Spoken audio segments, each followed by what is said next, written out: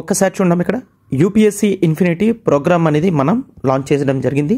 అయితే దీంట్లో మీకు GS prelims plus mains, NCERT foundation, current affairs, CSAT, prelims test series and mains answer writing courses అన్నీ కూడా UPSC ఇన్ఫినిటీలో భాగంగా వస్తాయి. బోత్ మీకు లైవ్ ప్లస్ రికార్డింగ్ క్లాసెస్ అనేవి ఉంటాయి. అయితే ఫీజు అనేది 60,000 రూపీస్కి మనం ఇవ్వడం జరుగుతుంది with easy EMI option 5,000 per month. అయితే కోర్స్ బ్యూటీనెస్ ఏంటి అంటే మీకు లైఫ్ టైం వ్యాలిడిటీ అనేది ఉంటుంది.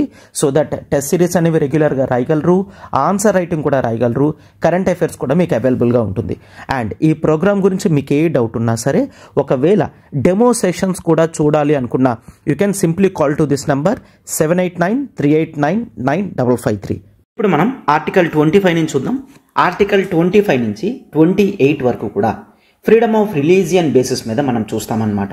అయితే ఈ 4 ఆర్టికల్స్ కూడా ఇండివిజువల్ యొక్క relations with the spiritual being, అంటే ఒక వ్యక్తి గాడ్ని నమ్ముతాడా, నమ్మడా, నమ్మితే ఏ విధమైన బెనిఫిట్స్ అనేవి ఉన్నాయి, తనకి ఎటువంటి ఇండివిజువల్ ఫ్రీడమ్స్ అనేవి ఉన్నాయి, ఆర్ ఎటువంటి కలెక్టివ్ ఫ్రీడమ్స్ అనేవి ఉన్నాయి కూడా ఆర్టికల్ 25 నుంచి 28 వరకు కూడా ఫండమెంటల్ రైట్స్ భాగంలో పెట్టడం అనేది జరిగిందనమాట. ఓకేనా? సో ఈ 25 అనేది కూడా చాలా ఇంపార్టెంట్, జాగ్రత్తగా చూడమ్మా. Article 25 speaks regarding that freedom of conscience, freedom of the free profession, free practice and free propagation of religion అని చూస్తాం, రైట్? అయితే ఈ ఆర్టికల్ 25 అనేది ఈ 4 ఇంప్లికేషన్స్ అనేవి మనకి ఇవ్వడం జరుగుతుందన్నమాట. ఆర్టికల్ 25లో ఫ్రీడమ్ ఆఫ్ కన్సైన్స్ అంటే మనస్సాక్షి. ఒక ఇండివిజువల్ యొక్క మనస్సాక్షి ఏ విధంగా అనుకుంటే ఆ విధంగా అతను అంత ఫ్రీగా ఉండొచ్చు. అంటే ఒకవేళ ఇండివిజువల్ గాడ్ని నమ్మినా నమ్మకపోయినా, ఆర్ గాడ్ అనేవాడు లేడు, క్రియేషన్ అనేది ఉంది అనేది నమ్మినా నమ్మకపోయినా, ఏదైనా సరే ఆ ఇండివిజువల్ ఇంట్రెస్ట్, స్టేట్ ఎప్పుడు కూడా ఆర్ ఒక ప్రైవేట్ ఇండివిజువల్ ఎప్పుడు కూడా వేరే వ్యక్తిని ఫోర్స్ఫుల్గా నమ్మే విధంగా చేయడానికి లేదన్నమాట. సో ఫ్రీడమ్ ఆఫ్ కన్సైన్స్ ప్రకారం, అంటే మనస్సాక్షి ప్రకారం దేవుణ్ణి నమ్మినా నమ్మకపోయినా ఈక్వల్గా ప్రొటెక్షన్ అనేది ఇవ్వడం జరుగుతుందన్నమాట. ఓకేనా? And right to profess or free to profession అంటే ఏంటి? ఇక్కడ నథింగ్ బట్ ఏ వ్యక్తి అయినా తన ఇండివిజువల్ బిలీఫ్స్ కానీ ఫెయిత్ కానీ ఓపెన్గా ఎక్స్ప్రెస్ చెయ్యొచ్చు. అంటే ఒక individual he can say that yes I'm a Hindu, yes I'm a Christian, అట్లా చెప్పే అవకాశం అనేది మనం ఈ ఫ్రీ ప్రొఫెషన్లో మనం చూస్తామన్నమాట. And the right to practise అంటే ఏంటి? రైట్ టు ప్రాక్టీస్ అంటే ఏ ఇండివిజువల్ అయినా కేవలం రిలీజియస్ ఫ్రీడమ్ అంటే దేవుని దగ్గర దండం పెట్టుకోవడం మాత్రమే కాదు, ఆ రిలీజియస్ వర్షిప్ అయినా, రిచువల్స్ అయినా, సెరమనీస్ అయినా, ఎగ్జిబిషన్స్ అయినా, ఇట్లాంటి వాటన్నిటికీ కూడా ఫ్రీడమ్ ఉంటుంది. ఈ ఫ్రీడమ్స్ ఉన్నాయి కాబట్టి వేరే వేరే రిలీజియన్స్లో కొన్నిసార్లు డెమోన్స్ట్రేషన్స్ కానీ ఏవైతే జరుగుతాయో వాటన్నిటికీ కూడా గవర్నమెంట్ సపోర్ట్ చేస్తుందన్నమాట. ఓకేనా? ఫర్ ఎగ్జాంపుల్ వినాయక చవితి వస్తే అందరూ కూడా చాలా రిచువల్స్ అనేవి పబ్లిక్ ప్లేసెస్లో చేస్తూ ఉంటారు. అయితే స్టేట్ వాటికి ప్రొటెక్షన్ ఇస్తుంది. ఈవెన్ ఇస్లామిక్ కల్చర్లో కూడా కొన్ని ఇంపార్టెంట్ ఫంక్షన్స్ అప్పుడు పబ్లిక్ ప్లేసెస్లో వాళ్ళు కొన్ని రిచువల్స్ చేస్తారు, వాటికి కూడా ఈక్వల్ రెస్పెక్ట్ అనేది స్టేట్ ఇస్తుంది. అవన్నీ కూడా ఎలా వస్తున్నాయి అంటే ఆర్టికల్ 25 ప్రకారం రైట్ టు ప్రాక్టీస్ అనేది ఉంది కాబట్టి. అంటే ఇండివిజువల్ ఫ్రీడమ్ అనేది కేవలం దేవుణ్ణి నమ్మడం గురించి మాత్రమే కాదు, ఒకవేళ నమ్మితే చేసే రిచువల్స్ కానీ సెరమనీస్ కానీ వాటికి కూడా ప్రొటెక్షన్ అనేది ఇవ్వడం జరుగుతుందన్నమాట. ఓకేనా? అండ్ ఫ్రీ ప్రాపగేషన్ అంటే ఏంటి? ఏ వ్యక్తి అయినా సరే తను రిలీజియస్ టీచింగ్స్ కానీ ఏవైతే నేర్చుకున్నాడో వాటిని ఇతరులకు ట్రాన్స్మిట్ చెయ్యొచ్చు, ఇతరులకు స్ప్రెడ్ చెయ్యొచ్చు. తన రిలీజియన్ యొక్క గొప్పతనం అనేది అందరికీ కూడా చెప్పచ్చు అన్నమాట. బట్ ఆర్టికల్ 25లో క్లియర్గా మనం చూస్తాం ఏంటంటే, ఎస్ నీ రిలీజియన్ని నువ్వు వ్యక్తపరచు, ఒకవేళ దాంట్లో మంచి ఉంది అని నువ్వు అనుకుంటే వాటిని స్ప్రెడ్ చేయి, బట్ ఏ విధంగా కూడా కోయర్స్ఫుల్గా అంటే ఫోర్స్ఫుల్గా ఒక వ్యక్తిని వేరే మతంలోకి మార్చడానికి అధికారం అనేది లేదు. అంటే ఫోర్స్ఫుల్ కన్వర్షన్స్ అనేవి ఫండమెంటల్ రైట్స్కి అగెయిన్స్ట్ అని చెప్తున్నారనమాట. Clear? The forceful conversions. So ఒక వ్యక్తికి ఇంట్రెస్ట్ లేకున్నా అతని రిలీజియన్ మార్పిడి అనేది చేస్తున్నారంటే అతని ఫండమెంటల్ రైట్స్కి అగెయిన్స్ట్గా ఉంటుంది. సో అందుకనే ఫ్రీ ప్రాపగేషన్ ఆఫ్ రిలీజియన్లో ఎస్ ప్రతి ఇండివిజువల్కి కూడా తన నమ్మే గాడ్ ఆర్ రిలీజియన్ గురించి ప్రాపగేట్ చేసుకునే ఛాన్స్ అనేది ఇవ్వడం జరుగుతుంది. బట్ ఇతరుల వ్యక్తులని ఫోర్స్ఫుల్గా కన్వర్షన్ చేయడానికి లేదు. ఆ వ్యక్తి ఇంట్రెస్టింగ్గా విల్లింగ్గా జాయిన్ అవుతే జాయిన్ అవ్వచ్చు అనమాట. ఎందుకంటే ఈ విధంగా ఫోర్స్ఫుల్ కన్వర్షన్ చేస్తే అది ఫ్రీడమ్ ఆఫ్ కన్సైన్స్ వాళ్ళ మనస్సాక్షికి ఆపోజిట్గా చేసినట్టు కాబట్టి, అండ్ ఈ ఫ్రీడమ్ ఆఫ్ కన్సైన్స్ కూడా ఆర్టికల్ 25 కదా ప్రొటెక్షన్ చేస్తుంది. అందుకనే క్లియర్గా చెప్తున్నారనమాట, ఈ ఇండివిజువల్ ఈ ఫ్రీడమ్ టువర్డ్స్ రిలీజియన్స్ అనేవి ప్రతి ఒక్కరికి కూడా దేన్ని కూడా అటాక్ కాకుండా చూస్తున్నారనమాట. అంటే ఒకటి మరో దాంట్లో క్లాష్ కాకుండా ప్రతి ఇండివిజువల్ ఈ ఫ్రీడమ్స్కి గవర్నమెంట్ అంటే స్టేట్ ప్రొటెక్షన్ అనేది ఇస్తుంది అండర్ ఆర్టికల్ 25 అనమాట. ఓకేనా? అయితే ఈ ఆర్టికల్ 25 ప్రకారం మనకు క్లియర్గా ఏమవుతుంది, ఇక్కడ కేవలం రిలీజియస్ బిలీఫ్స్ మాత్రమే కాదు రిచువల్స్ని కూడా కాపాడుతారు అని కూడా మనం చూసాం. అవునా? అయితే ఈ ఫండమెంటల్ రైట్స్ టువర్డ్స్ రిలీజియన్ అనేది కేవలం ఇండియన్ సిటిజన్స్కి మాత్రమే కాదు, ఈవెన్ ఫారినర్స్కి కూడా, నాన్ సిటిజన్స్కి కూడా ఈ ఫ్రీడమ్ ఆఫ్ రిలీజియన్ అనేది వర్తిస్తుంది. క్లియర్? వాళ్ళు కూడా ఇండియాలోకి వచ్చి వాళ్ళ freedom of conscience, profession, practice, propagation అనేది చెయ్యగలరు అని మనం చూస్తామన్నమాట. అయితే వీటికి కొన్ని రిస్ట్రిక్షన్స్ అనేవి స్టేట్ పెట్టడం జరిగింది. Yes, article 25 freedom of religion అనేది నీకు ఇస్తుంది, but it should support the public order.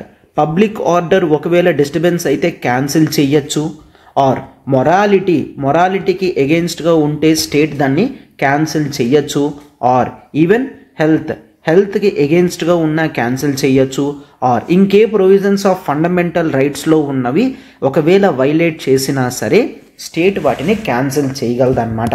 For example freedom of propagation, నా రిలీజియన్ని నేను వ్యక్తపరిచే ఛాన్స్ నాకు ఉంది అని చెప్పి, ఎస్ అఫ్ కోర్స్ ఒక 10,000 మెంబర్స్ని డెమాన్స్ట్రేషన్స్కి తీసుకొని వెళ్తున్నారు, వెళ్ళండి, బట్ అది పబ్లిక్ ఆర్డర్ డిస్టర్బెన్స్ అనేది కాకూడదన్నమాట. రైట్? ఇంకే వ్యక్తికి కూడా ఇబ్బంది లేకుండా ఈ విధమైన డెమాన్స్ట్రేషన్స్ చేస్తే చెయ్యొచ్చు తప్ప పబ్లిక్ ఆర్డర్ అనేది డిస్టర్బెన్స్ అయితే స్టేట్ ఒప్పుకోదు. ఒకవేళ అలా ఆపినట్లయితే you cannot say that article 25 ప్రకారం నా ఫ్రీడమ్ ఆఫ్ రిలీజియన్ అనేది ఉంది అని. ఎందుకంటే పబ్లిక్ ఆర్డర్ మెయింటెనెన్స్ అనేది ఇక్కడ మనం ఎక్సెప్షన్స్లో చూస్తామన్నమాట. ఓకేనా? ఎస్. ఇది మాత్రమే కాకుండా స్టేట్ ఒకవేళ కావాలి అనుకుంటే ఈ రిలీజియస్ ప్రాక్టీసెస్లోనే ఎకనామిక్ కానీ, ఫినాన్షియల్ కానీ, పొలిటికల్ కానీ, సెక్యులర్ యాక్టివిటీస్ని కంట్రోల్ చేసే విధంగా స్టేట్ కొన్ని రెగ్యులేషన్స్ అనేవి చేయగలదన్నమాట. అంటే ఏంటి sir, economic, financial, political, secular యాక్టివిటీస్లో ఇన్వాల్వ్ అవ్వచ్చు అంటే ఏంటి? ఎస్, మీ రిలీజియస్ రిచువల్స్ని మీరు ఏ విధంగా అయినా ప్రాక్టీస్ చేయండి, దానికి స్టేట్ ఏం అనదు. But outside of the religious యాక్టివిటీస్లో స్టేట్ రెగ్యులేట్ చేయగలది. అంటే ఫర్ ఎగ్జాంపుల్ వినాయక చవితి అవుతుంది, సో అయితే వినాయకుని నిమజ్జనం అనేది దగ్గరలో ఉన్న పాండ్స్లో చేస్తారు. అవునా? అయితే స్టేట్ ఈ విధంగా రిస్ట్రిక్షన్ అనేది పెట్టచ్చు.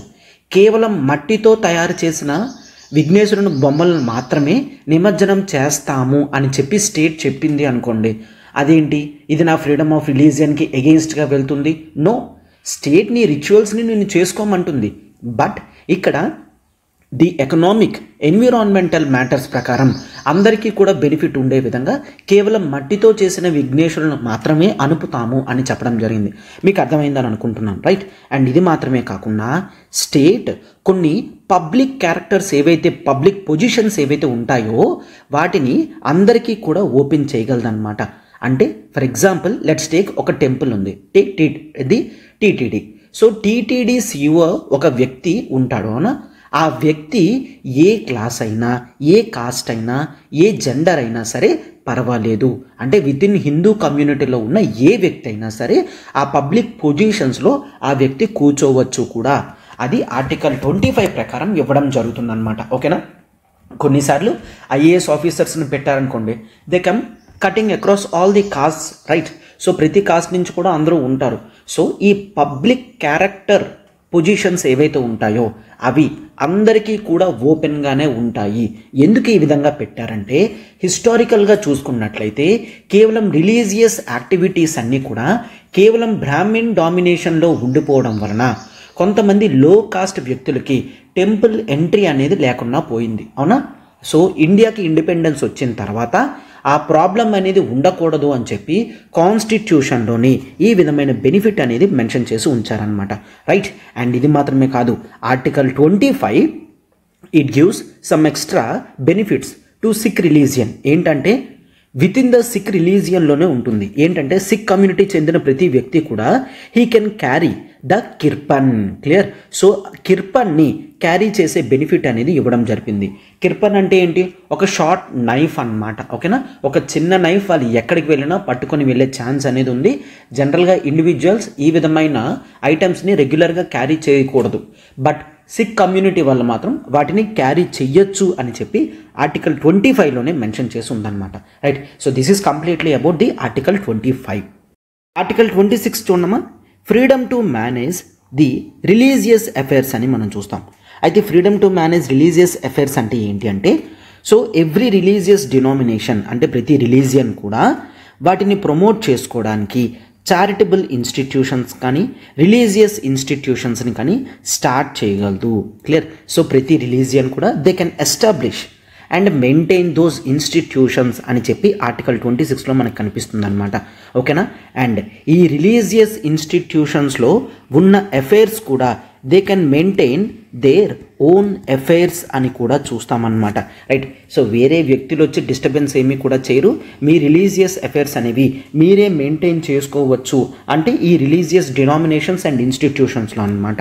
అండ్ ఇవి they can also purchase, that is the property, movable కానీ ఇమ్మూవబుల్ ప్రాపర్టీ కూడా they can purchase and they can acquire and they can maintain the administration on the basis of law, clear. So చట్టానికి ఎగెయిన్స్ట్గా వెళ్లకుండా with in the law ప్రకారం వారి యొక్క religious డినామినేషన్స్ని వాళ్ళు maintain చేసుకోవచ్చు.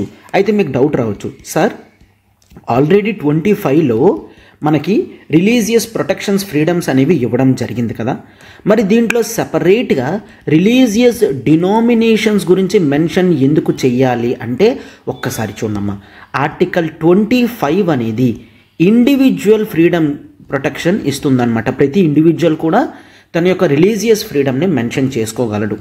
అయితే ఆర్టికల్ 26 అనేది కలెక్టివ్ ఫ్రీడమ్ ఇవ్వడం జరుగుతుంది. అంటే ఫర్ ఎగ్జాంపుల్ ఒక టెంపుల్ కన్స్ట్రక్షన్ చేశారంటే సో దట్ అందరూ కూడా అక్కడికి వచ్చి ప్రే చేసుకోగలరు అన్న ఉద్దేశంతో అనమాట. అంటే ఆర్టికల్ 25 ఏ విధంగా ఇండివిజువల్ ప్రొటెక్షన్ బెనిఫిట్స్ అనేవి ఇస్తుందో అదేవిధంగా ఆర్టికల్ 26 అనేది కలెక్టివ్ బెనిఫిట్స్ అనేది ఇవ్వడం జరుగుతుందన్నమాట, ఓకేనా. అండ్ ఆర్టికల్ 25కి ఏ విధంగా public order, morality and health అనేవి రిస్ట్రిక్షన్స్గా ఉన్నాయో ఈవెన్ ఆర్టికల్ 26కి కూడా రిస్ట్రిక్షన్స్గా ఉన్నాయి. బట్ ఆర్టికల్ 25లో కేవలం పబ్లిక్ ఆర్డర్, మొరాలిటీ, హెల్త్ మాత్రమే కాకుండా ఫండమెంటల్ రైట్స్ ప్రొవిజన్స్ని కూడా వైలేట్ చేయకూడదు అని చెప్పాం, అవునా. బట్ ఇక్కడ మాత్రం రిస్ట్రిక్షన్స్ అనేవి కేవలం ఇంతవరకు, clear, the public order, morality and health options వరకు మాత్రమే ఇవ్వడం జరిగిందనమాట, ఓకేనా. సింప్లీ ఆర్టికల్ 26 ఏంటి అంటే ఏ వ్యక్తి అయినా తన రిలీజియస్ డినామినేషన్స్ని మెయింటైన్ చేసుకోగలడు అని చెప్పడమే మెయిన్ ఉద్దేశం అనమాట. అండ్ ఈ రిలీజియస్ డినామినేషన్ అని పిలవాలి అంటే వీటికి కొన్ని కండిషన్స్ ఉంటాయి అని చెప్పి సుప్రీంకోర్ట్ ఆఫ్ ఇండియా చెప్పడం జరిగిందనమాట. సుప్రీంకోర్టు ప్రకారం ఒక రిలీజియస్ డినామినేషన్ అనాలి అంటే దానికంటూ that is the system of beliefs అనేవి ఉండాలి, క్లియర్. రిలీజియస్ డినామినేషన్ అనాలి అంటే దానికంటూ కొన్ని సిస్టమ్ ఆఫ్ బిలీఫ్స్ కానీ డాక్ట్రిన్స్ కానీ ఉండాలి. అండ్ దానికంటూ ఒక కామన్ ఆర్గనైజేషన్ అనేది ఉండాలి. అండ్ దానికంటూ ఒక డిస్టింక్టివ్ నేమ్ అనేది ఉండాలి. ఈ 3 క్రైటీరియాని సాటిస్ఫై చేసినప్పుడు మాత్రమే ఒక ఆర్గనైజేషన్ని రిలీజియస్ డినామినేషన్ అని చెప్పగలం అని చెప్తున్నారనమాట సుప్రీంకోర్టు. అయితే ఈ బేసిస్ మీద చూసుకున్నట్లయితే ది రామకృష్ణ మిషన్ అనేది డినామినేషన్ కింద, రిలీజియస్ డినామినేషన్ కింద వస్తుంది రామకృష్ణ మిషన్. అండ్ అలానే there is other that is called the Anand Marg, clear. There is something that is called Anand మార్గ. ఈ ఆనంద్ మార్గ కూడా రిలీజియస్ డినామినేషన్ డెఫినేషన్లోకి వస్తుంది అని సుప్రీంకోర్టు చెప్తుందన్నమాట. And there is something that is called the Aurobindo society, clear, Aurobindo society. అయితే అరబిందో సొసైటీ ఈ 3 కండిషన్స్ని సాటిస్ఫై చేయలేకపోవడం వలన అరబిందో సొసైటీని రిలీజియస్ డినామినేషన్ అని అనలేము అని సుప్రీంకోర్టు చెప్తుందనమాట. ఓకేనా. So freedom to manage religious అఫైర్స్లో మనకి రిలీజియస్ డినామినేషన్స్ కానీ అసలు రిలీజియస్ డినామినేషన్ అనాలి అనుకుంటే క్రైటీరియా ఏముంది, అండ్ సుప్రీంకోర్టు దేన్ని రిలీజియస్ డినామినేషన్స్ కింద అండ్ వేటిని రిలీజియస్ డినామినేషన్స్ కాదు అని చెప్పడం జరిగింది అంతా కూడా చూసాం. అవునా, రైట్. అయితే article 27 the freedom from taxation for promotion of religion అని చూస్తామన్నమాట. అంటే స్టేట్ ఏ విధమైన ట్యాక్స్ కలెక్షన్స్ అనేవి ఇండివిజువల్స్ దగ్గర నుంచి చేయదు. ఎందుకు? వాళ్ళు ఒక మతాన్ని ఫాలో అవుతున్నారు అని చెప్పి ఆ మతం ఫాలో అవ్వడానికి ఫ్రీడమ్కి కొంత ట్యాక్స్ కట్టాలి అని చెప్పినట్లుగా స్టేట్ ఎప్పుడు కూడా ఒక ట్యాక్స్ అనేది వేయలేదన్నమాట. సో అందుకనే ఏ వ్యక్తి అయినా ఏ మతమైనా సరే అతను ఫాలో అవ్వచ్చు అని చూస్తాం. ఈ విధమైన ట్యాక్సేషన్తో ఏ స్టేట్ ఎప్పుడు కూడా ఏ రిలీజియన్ని కూడా సప్రెస్ చేయలేదన్నమాట. అండ్ ఇది మాత్రమే కాదు, it generally also say that state ఎప్పుడు కూడా ఇన్ జనరల్గా ట్యాక్స్ కలెక్షన్తో వచ్చే మనీ అనేది చూడండి. సో మనీ అనేది ఏ పర్టిక్యులర్ రిలీజియన్ ప్రమోషన్ గురించి యూజ్ చేయకూడదు. ఓకేనా. ఏ పర్టిక్యులర్ రిలీజియన్ గురించి కూడా యూజ్ చేయకూడదు. అయితే కేవలం దీన్ని మాత్రమే ప్రొహిబిట్ చేశారు. బట్ మనీ అనేది అన్ని రిలీజియన్స్ యొక్క బెనిఫిట్కి ఆర్ అన్ని రిలీజియన్స్కి ఇచ్చినప్పుడు ఇవ్వచ్చు. క్లియర్. పర్టిక్యులర్ రిలీజియన్కి ఇవ్వకూడదు తప్ప ప్రతి రిలీజియన్కి కావాలంటే స్టేట్ ట్యాక్స్ డబ్బులు అనేవి తీయగలదన్నమాట. రైట్. ఎస్. అండ్ ఇది మాత్రమే గుర్తుంచుకోండి, ఆర్టికల్ 27 అనేది ట్యాక్స్ మాత్రమే కలెక్ట్ చేయదు, but it can maintain the fees అనేది అడగగలదన్నమాట. ఫర్ ఎగ్జాంపుల్ మీరు ఒకవేళ టెంపుల్కి వెళ్తే దర్శన్ టికెట్స్ అనేవి ఉంటాయి. 10 రూపీస్ నుంచి 1000 రూపీస్ మధ్యలో కూడా దర్శన్ టికెట్స్ అనేవి ఉంటాయి. Yes, at the same time free route కూడా ఉంటుంది. బట్ దర్శన్కి వెళ్ళాలి అంటే కొంతమంది 1000 రూపీస్ ఇచ్చి తక్కువ మంది ఉంటారు కదా అని ఆ వే నుంచి వెళ్తారు. అవునా. అయితే మరి ఇది ఆర్టికల్ 27కి ఎగెయిన్స్ట్గా కాదా అంటే కాదు. ఎందుకంటే అక్కడ ఆ 1000 రూపీస్ అనేది ట్యాక్స్ కింద కలెక్ట్ చేయట్లేదు, ఫీజు కింద కలెక్ట్ చేస్తుంది. ఈ ఫీజు యొక్క బెనిఫిట్స్ ఏంటంటే ఇది రిలీజియస్ ఇన్స్టిట్యూషన్స్ యొక్క సెక్యులర్ మెయింటెనెన్స్కి హెల్ప్ చేస్తుందన్నమాట. అంటే నథింగ్ బట్ ఇండివిజువల్స్ ఎవరైతే ఆ రిలీజియస్ డినామినేషన్స్లో వర్క్ చేస్తారో అండ్ వీటి యొక్క జనరల్ రెగ్యులర్ మెయింటెనెన్సెస్కి ఎక్స్పెన్సెస్ ఏవవుతాయో అవన్నీ కూడా ఈ ఫీజు నుంచి తీసుకోగలరు అనమాట. ఓకేనా. సో ఇక్కడ ఏ రిలీజియన్ని ప్రమోట్ చేయట్లేదు, కేవలం administration of that religious institutions గురించి మాత్రమే ఈ ఫీజు కలెక్ట్ చేయడం జరుగుతుంది అని చెప్తామన్నమాట. ఓకేనా. సో ఇలా కలెక్ట్ చేసిన ఫీజెస్ అంతా కూడా ఎండోమెంట్ డిపార్ట్మెంట్లోకి వెళ్తాయి. ఆ రెస్పెక్టివ్ టెంపుల్ యొక్క అకౌంట్లో మెయింటైన్ చేయడం అనేది జరుగుతుందన్నమాట. ఓకేనా. నెక్స్ట్ ఆర్టికల్ 28 చూడమ్మా. That is freedom from attending any religious instructions అనేవి చూస్తాం. రిలీజియస్ ఇన్స్ట్రక్షన్స్ అంటే ఏంటి? ఫర్ ఎగ్జాంపుల్ ఈ డిఫరెంట్ ఇన్స్టిట్యూషన్స్లో కొన్ని చోట్ల రిలీజియస్ ఇన్స్ట్రక్షన్స్ అనేవి చెప్తారనమాట. అంటే నువ్వు ఈ విధంగానే ఉండాలి, ఈ రిలీజియన్ కట్టుబాట్లతోనే ఉండాలి, ఇలానే రావాలి, మేం చెప్పినట్టే వినాలి, ఇన్నిసార్లు ప్రేయర్ చేయాలి, ఇట్లా కండిషన్స్ అన్నీ కూడా మనం ఇక్కడ రిలీజియస్ ఇన్స్ట్రక్షన్స్లో భాగంగా చూస్తాం. అయితే కాన్స్టిట్యూషన్ ఈ రిలీజియస్ ఇన్స్టిట్యూషన్స్ని ఈ 4 టైప్స్గా డివైడ్ చేయడం అనేది జరిగిందనమాట. That is wholly maintained by state. అంటే ఒక రిలీజియస్ ఇన్స్ట్రక్షన్ యూనిట్ అనేది ఉంది, దాని యొక్క మొత్తం మెయింటెనెన్స్ అనేది 100% కూడా స్టేట్ ఇస్తుంది. అంటే అట్లాంటి చోట ఎక్కడా కూడా ఎటువంటి రిలీజియస్ ఇన్స్ట్రక్షన్స్ అనేవి ఇవ్వకూడదు. ఎందుకు? ఇండియా అనేది సెక్యులర్ కంట్రీ. నువ్వు మొత్తం స్టేట్ యొక్క డబ్బులతో బెనిఫిట్ పొందుతున్నప్పుడు ఏ విధమైన రిలీజియస్ ఇన్స్ట్రక్షన్స్ కూడా ఇవ్వడానికి లేదు. బట్ కండిషన్ చూడండి, ఒకవేళ స్టేట్ అడ్మినిస్టర్ చేస్తుంది, బట్ వాటి యొక్క ఎక్స్పెన్సెస్ ఎస్టాబ్లిష్మెంట్స్ అంతా కూడా ఒక ట్రస్ట్ కానీ ఎండోమెంట్ కానీ చేస్తుంది అనుకోండి, అక్కడ రిలీజియస్ ఇన్స్ట్రక్షన్స్ అనేవి ఇవ్వగలరు. Clear? For example let's take ఒక ఇన్స్టిట్యూషన్ ఉంది, ఒక ఆర్గనైజేషన్ ఉంది, ఒక స్కూల్ ఉంది.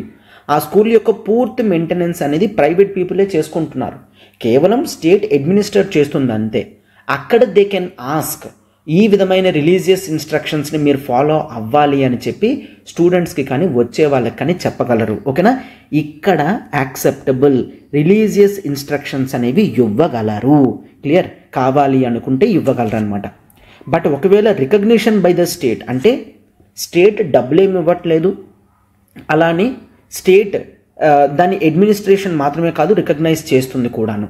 ఇట్లా ఉన్న పరిస్థితుల్లో ఇక్కడ it is on the basis of voluntary అంటే ఏంటి, ఇండివిజువల్ ఎవడైతే ఉన్నాడో వాడు వినాలి అనుకుంటేనే ఆ రిలీజియస్ ఇన్స్ట్రక్షన్స్ని ఫాలో అవ్వచ్చు, వాడు వినకూడదు అనుకుంటే వాడు ఫాలో అవ్వాల్సిన అవసరం లేదన్నమాట. ఓకేనా. రికగ్నైజ్డ్ బై ది స్టేట్ అయితే ఇండివిజువల్ యొక్క ఇంట్రెస్ట్, వాడు ఫాలో అవ్వాలి అనుకుంటే ఫాలో అవుతాడు, లేదు అంటే లేదు. ఈ విధమైన ఫ్రీడమ్ ఇస్తున్నారనమాట. And receiving aid by the state, aid అంటే nothing but support. For example ఒక రిలీజియస్ ఆర్గనైజేషన్ ఉంది, ఒక జనరల్ ఆర్గనైజేషన్ అనేది ఉంది. సో దానికి మంత్లీ ఎక్స్పెన్సెస్ అనేవి 10 lakhs ఖర్చు అవుతున్నాయి.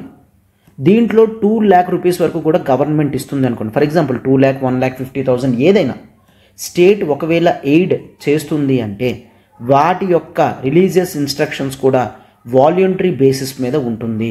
అంటే అందులో ఉన్న ఇండివిజువల్స్ కావాలి అనుకుంటే ఆ రిలీజియస్ ఇన్స్ట్రక్షన్స్ని ఫాలో అవ్వగలరు, లేదంటే లేదు. టేక్ ఎగ్జాంపుల్ స్కూల్ అయినా కాలేజ్ అయినా ఏదైనా సరే ఈ బేసిస్ మీద డివిజన్స్ ఉన్నాయి అంటే అక్కడ రిలీజియస్ ఇన్స్ట్రక్షన్స్ అనేవి ఏ విధంగా ఉంటాయని మీకు అర్థం అవ్వాలి. ఓకేనా. కంప్లీట్గా స్టేట్ మెయింటైన్ చేస్తుందంటే ఏ విధమైన రిలీజియస్ రిస్ట్రిక్షన్స్ అనేవి ఇన్స్ట్రక్షన్స్ అనేవి ఇవ్వకూడదన్నమాట. బట్ స్టేట్ కేవలం అడ్మినిస్టర్ చేస్తుంది. ఈవెన్ స్టేట్ యొక్క రికగ్నిషన్ కూడా దానికి లేదు. డబ్బులు మెయింటెనెన్స్ అంతా కూడా ఆ ఎండోమెంట్ కానీ ట్రస్ట్ కానీ చేస్తుందంటే అట్లాంటి చోట్ల రిలీజియస్ ఇన్స్ట్రక్షన్స్ అనేవి ఇవ్వగలరు. For example take gurukuls. So gurukul schools ఉంటాయి, చిన్న చిన్న ది బ్రాహ్మిన్ గురుకులాలు అనేవి ఉంటాయి. సో అట్లాంటివి స్టేట్ అడ్మినిస్టర్ చేస్తుంది. దానికంటూ స్టేట్ రికగ్నిషన్ వచ్చి వాటి నుంచి క్వాలిఫై అయితే డిగ్రీ సర్టిఫికేట్లు, స్కూల్ సర్టిఫికేట్లు అట్లాంటివి ఏమి ఇవ్వరు. క్లియర్. సో వాటికి రిలీజియస్ ఇన్స్ట్రక్షన్స్ అనేవి వాళ్ళు ఇస్తారు. నువ్వు ఒకవేళ గురుకులంలో జాయిన్ అవ్వాలి అనుకుంటే నువ్వు ఈ విధంగా సాఫ్రాన్ కలర్ డ్రెస్సెస్ వేసుకొని రావాలి, ఈ విధంగా నువ్వు బొట్టు పెట్టుకొని రావాలి అనే రిలీజియస్ ఇన్స్ట్రక్షన్స్ అనేవి ఇవ్వగలరు అనమాట.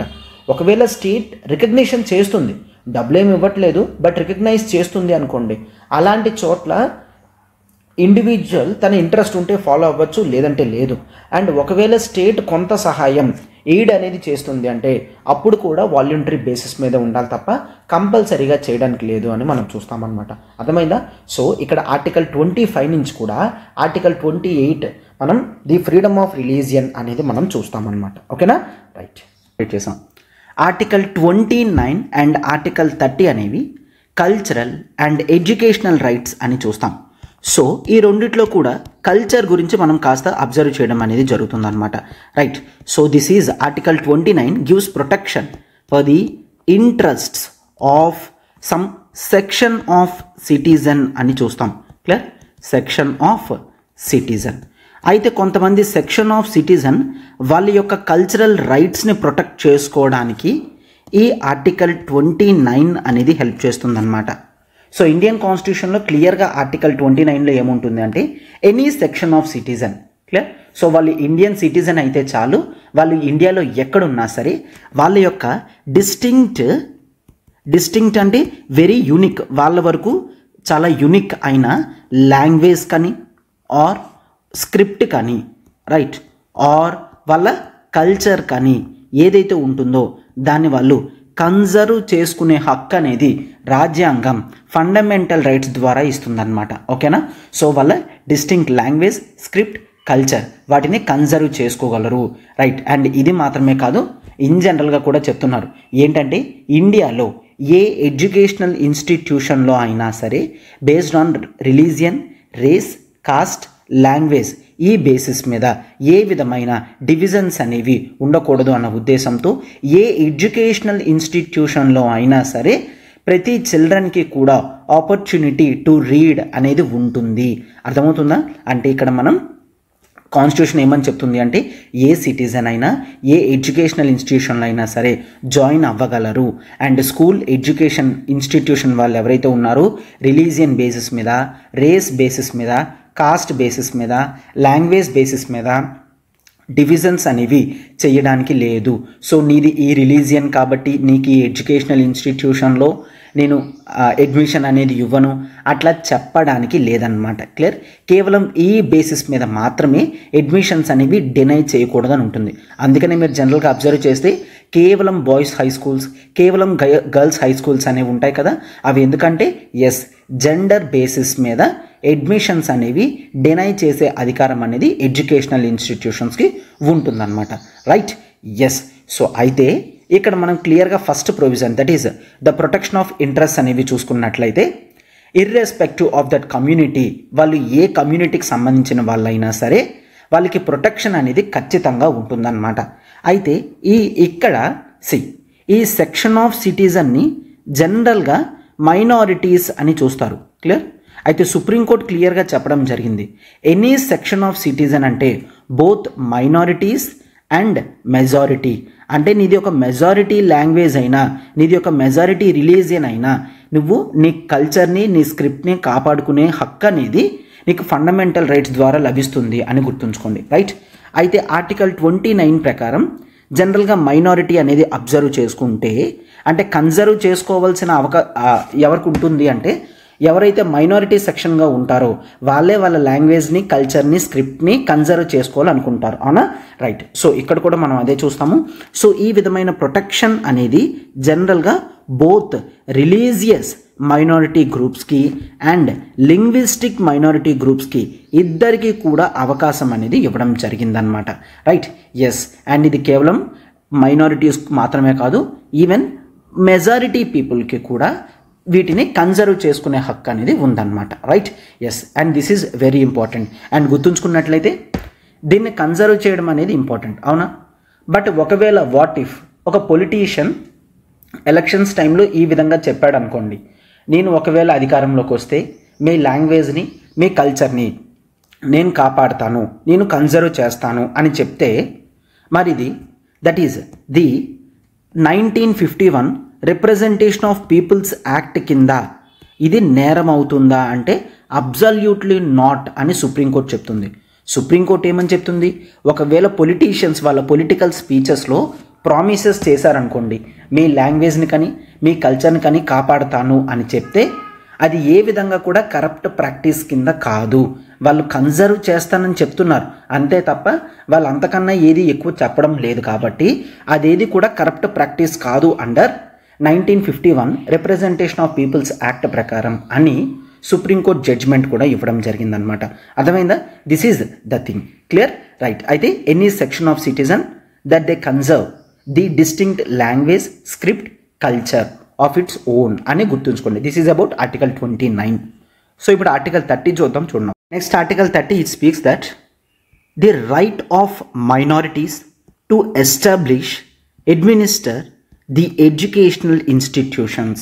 అయితే చూడండి, ఆర్టికల్ 29లో మైనారిటీ అన్న వర్డ్ కాన్స్టిట్యూషన్లో యూజ్ చేయలేదు. బట్ ఆర్టికల్ 30లో మాత్రం మైనారిటీ అన్న వర్డ్ కాన్స్టిట్యూషన్లో యూజ్ చేయడం జరిగింది. ఓకేనా? This is the basic difference that you have to remember. చాలాసార్లు క్వశ్చన్స్ అనేవి ఈ బేసిస్ మీద అడిగితే స్టూడెంట్స్ చాలా వరకు కన్ఫ్యూజ్ అవుతారు. అందుకని నేను ఈ పాయింట్స్ మీద చాలా స్ట్రెస్ అనేది చేస్తున్నాను. ఓకేనా? ఆర్టికల్ 29లో the usage of word minority అనేది లేదు. బట్ ఆర్టికల్ 30లో the usage of word minority అనేది ఉంది. బట్ వన్ థింగ్, అసలు మైనారిటీ అంటే ఎవరు? నో, కాన్స్టిట్యూషన్లో ఎక్కడా కూడా ద డెఫినేషన్ ఆఫ్ మైనారిటీ గురించి మెన్షన్ చేయలేదు. ఓకేనా? This is also very important.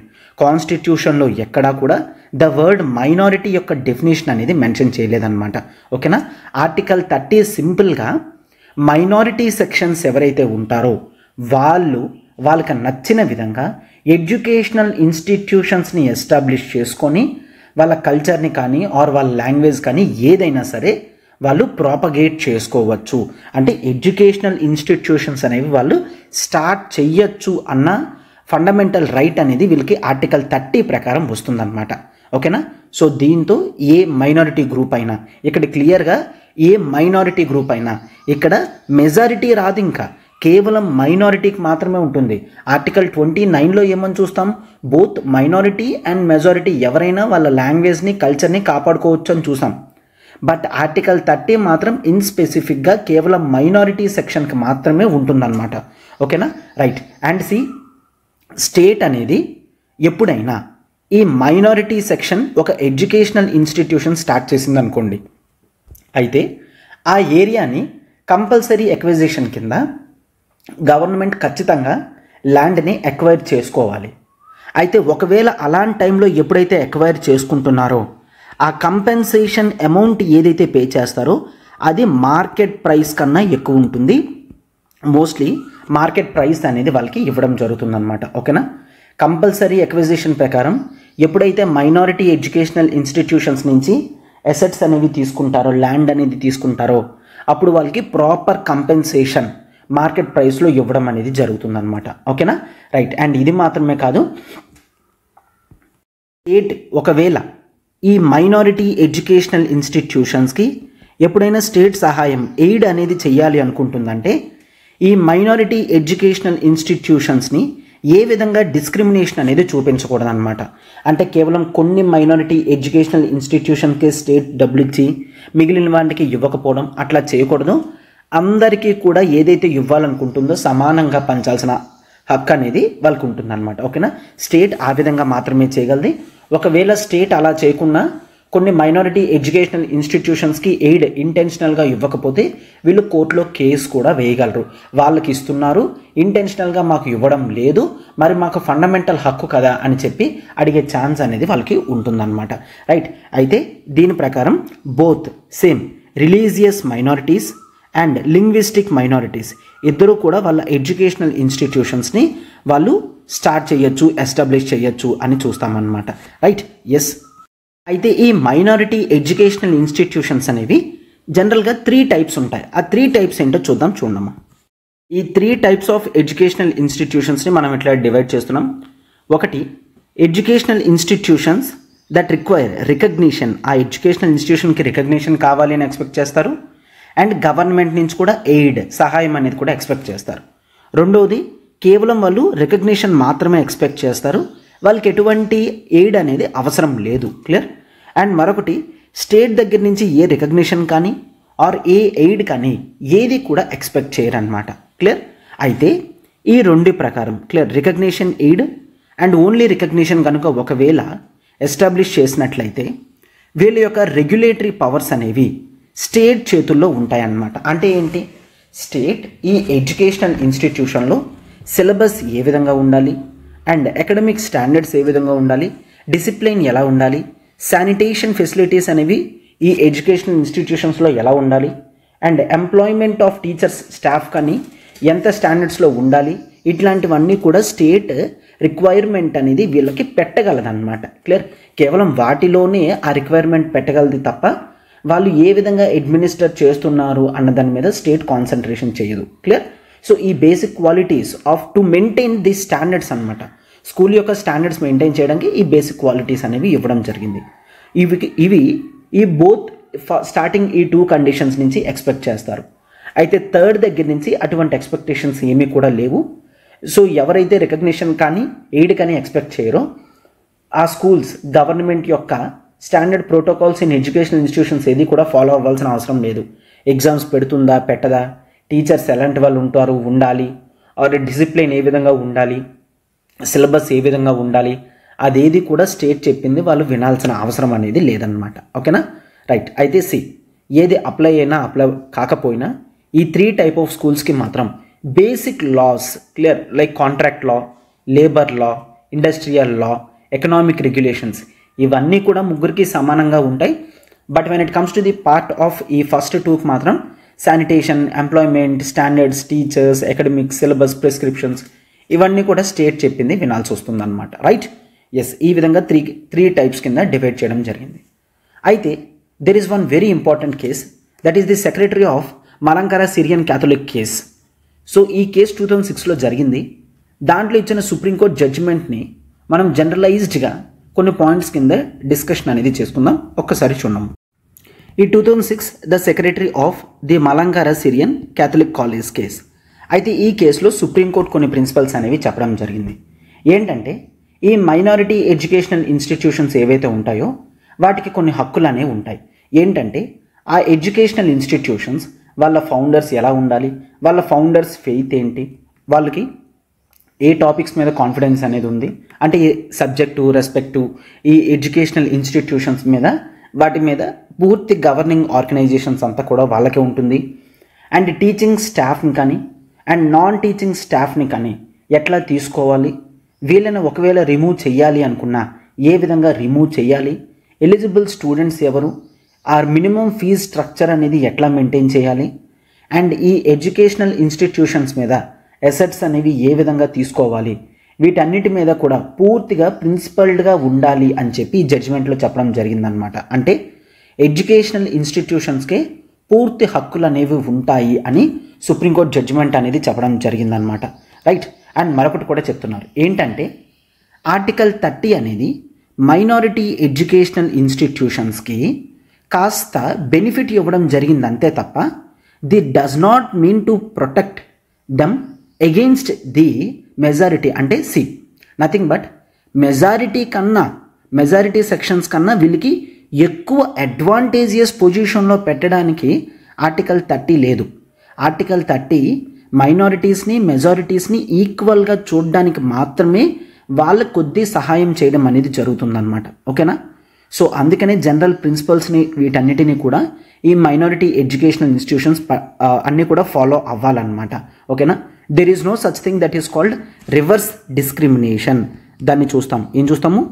No reverse discrimination. Discrimination అంటే ఏంటి? కొంతమందిని తక్కువగా చూడడం, కొంతమందిని ఎక్కువగా చూడడం. నో డిస్క్రిమినేషన్ అంటే ఏంటి? ఎటువంటి వివక్షత చూపించకుండా తక్కువ ఉన్న వాళ్ళని ఎక్కువ ఉన్న వాళ్ళని ఒకేలా చూడడం. నో రివర్స్ డిస్క్రిమినేషన్ అంటే ఏంటి? నథింగ్ బట్ తక్కువ ఉన్న వాళ్ళకి ఎక్కువ బెనిఫిట్ ఇచ్చే విధంగా ఉంటే దాన్ని రివర్స్ డిస్క్రిమినేషన్ అంటాం. So no reverse discrimination. ఇక్కడ మైనారిటీస్కి మెజారిటీతో పాటు సమానంగా హక్కులు ఉండాలి అన్న ఉద్దేశంతో వాళ్ళకి ఇవ్వడం జరిగింది అంతే తప్ప ఇక్కడ మైనారిటీ ఎడ్యుకేషనల్ ఇన్స్టిట్యూషన్స్ మాత్రమే ఉండాలి, మెజారిటీ ఎడ్యుకేషనల్ ఇన్స్టిట్యూషన్స్ కన్నా వీళ్ళవే గొప్పవి అన్నట్లుగా కాదు అని చెప్పి సుప్రీంకోర్టు ఈ జడ్జిమెంట్లో చెప్పడం అనేది జరిగిందనమాట. ఓకేనా. రైట్. అండ్ ఈ ఎడ్యుకేషనల్ ఇన్స్టిట్యూషన్స్ని ఎస్టాబ్లిష్ చేసుకోవడం అనేది అదేమి అబ్సల్యూట్ రైట్ కాదు అని చెప్తున్నారనమాట. Right. They have to follow few conditions that are asked by the state. Clear. So state ఏవైతే కొన్ని రిక్వైర్మెంట్స్ అనేవి చెప్తుందో అవి ఫాలో అవుతూ వాళ్ళు ఆ ఎడ్యుకేషనల్ ఇన్స్టిట్యూషన్స్ని స్టార్ట్ చేయొచ్చు అనమాట. ఓకేనా. ఈ అకాడమిక్ రెగ్యులేషన్స్ ఇవన్నీ చూసాం కదా వాటి గురించి. అండ్ స్టేట్ ఎప్పుడైనా సరే ఈ అన్ఎయిడెడ్ మైనారిటీ ఎడ్యుకేషనల్ ఇన్స్టిట్యూషన్స్ ఉంటుందో వాళ్ళ ఇష్యూస్లోకి దూరకూడదు. వాళ్ళ టీచర్స్ అపాయింట్మెంట్ వీటన్నిటిని కూడా వాళ్ళు చూసుకుంటారు. స్టేట్ అన్నెసెసరీగా ఈ unaided minority schools or educational ఇన్స్టిట్యూషన్స్లో ఏ విధంగా కూడా హ్యాండ్ అనేది పెట్టకూడదు అని చెప్పడం జరిగింది. రైట్. ఎస్. అండ్ నెక్స్ట్ ఏ ఎడ్యుకేషనల్ ఇన్స్టిట్యూషన్స్లో గవర్నమెంట్ స్టేట్ గవర్నమెంట్ కానీ సెంట్రల్ గవర్నమెంట్ కానీ ఎయిడ్ అనేది చేస్తుందో ఇట్లా ఎయిడ్ చేసినంత మాత్రాన ఆ ఎడ్యుకేషనల్ ఇన్స్టిట్యూషన్స్ యొక్క క్వాలిటీ మారిపోదు. అంటే అవి మైనారిటీ ఎడ్యుకేషనల్ ఇన్స్టిట్యూషన్స్ కింద ఉంటాయి తప్ప అదేది ordinary government school or government college కింద మారిపోదు అని చెప్తున్నారు.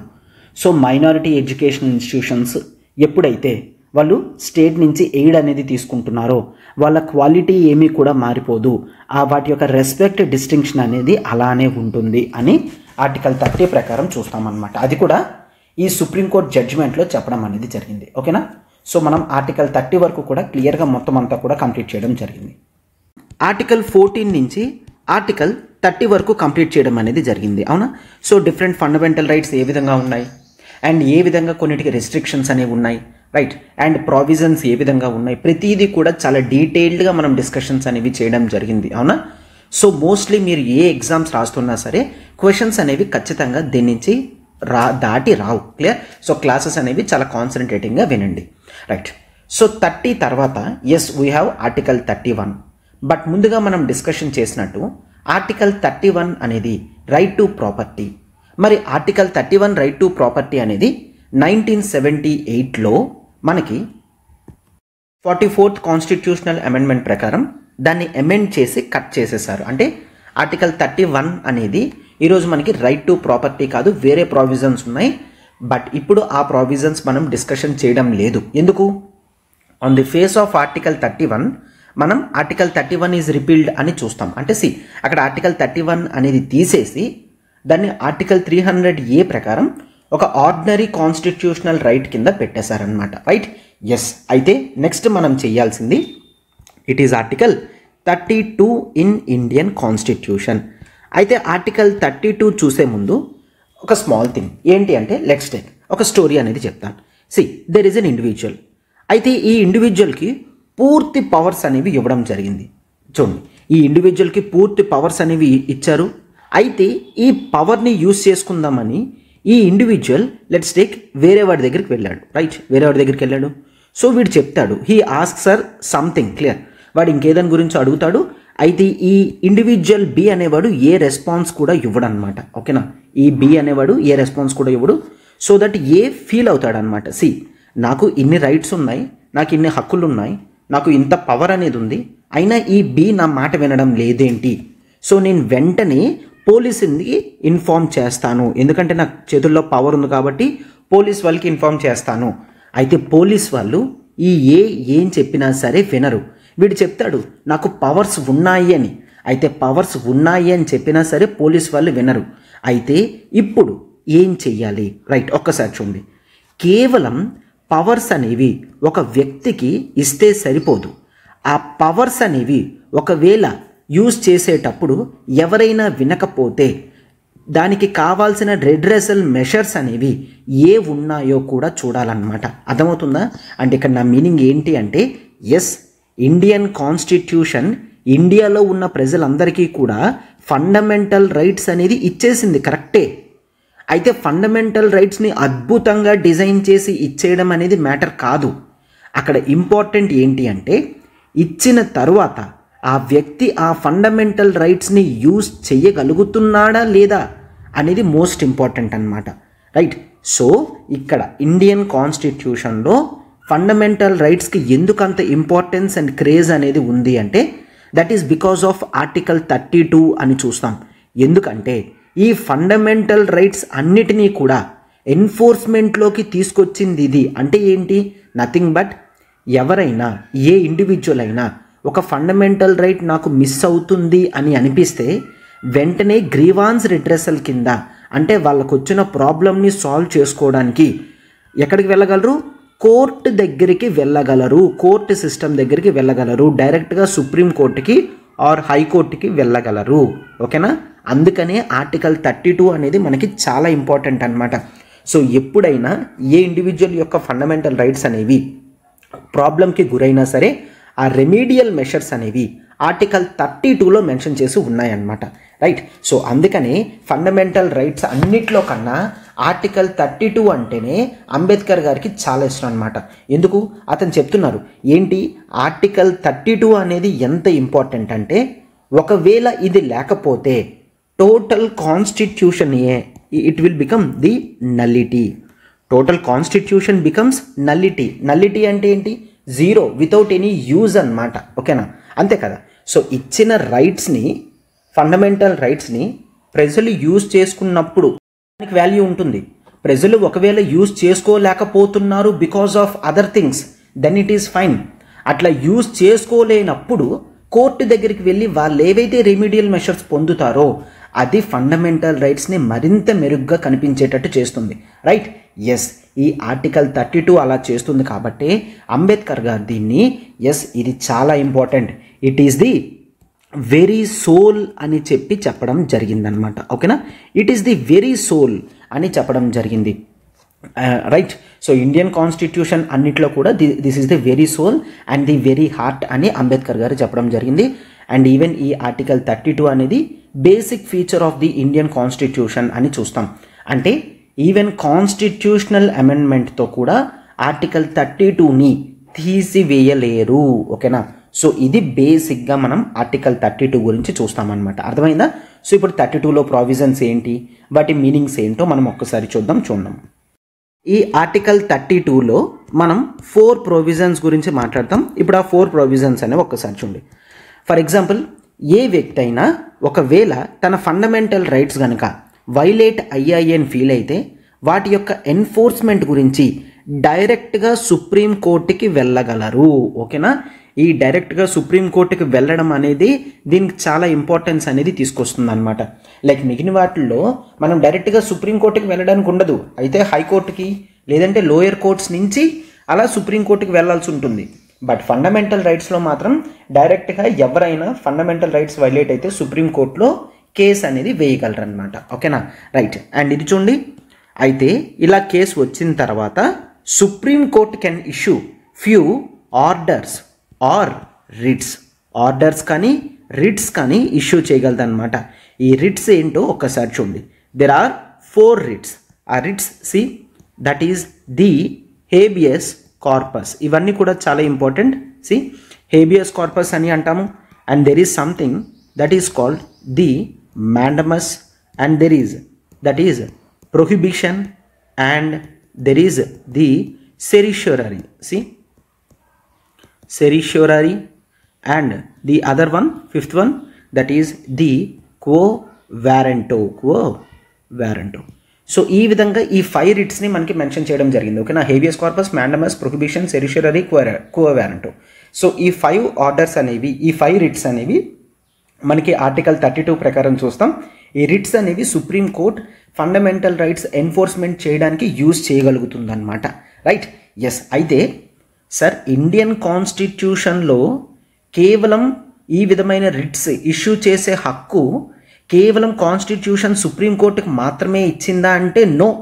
ఇక్కడ మీరు అబ్జర్వ్ చేసినట్లయితే ఈ 5 రిట్స్ని యూజ్ చేసే కెపాసిటీ అనేది ఆర్టికల్ 32 ప్రకారం ఏ విధంగా సుప్రీంకోర్టుకు ఉందో అదేవిధంగా ఆర్టికల్ 226 ప్రకారం హైకోర్టుకు కూడా ఇవ్వడం జరిగింది. ఓకేనా, these 2 articles are very important. గుర్తుంచుకోండి, article 32 Supreme Court, article 226 it is High Court. Right, yes.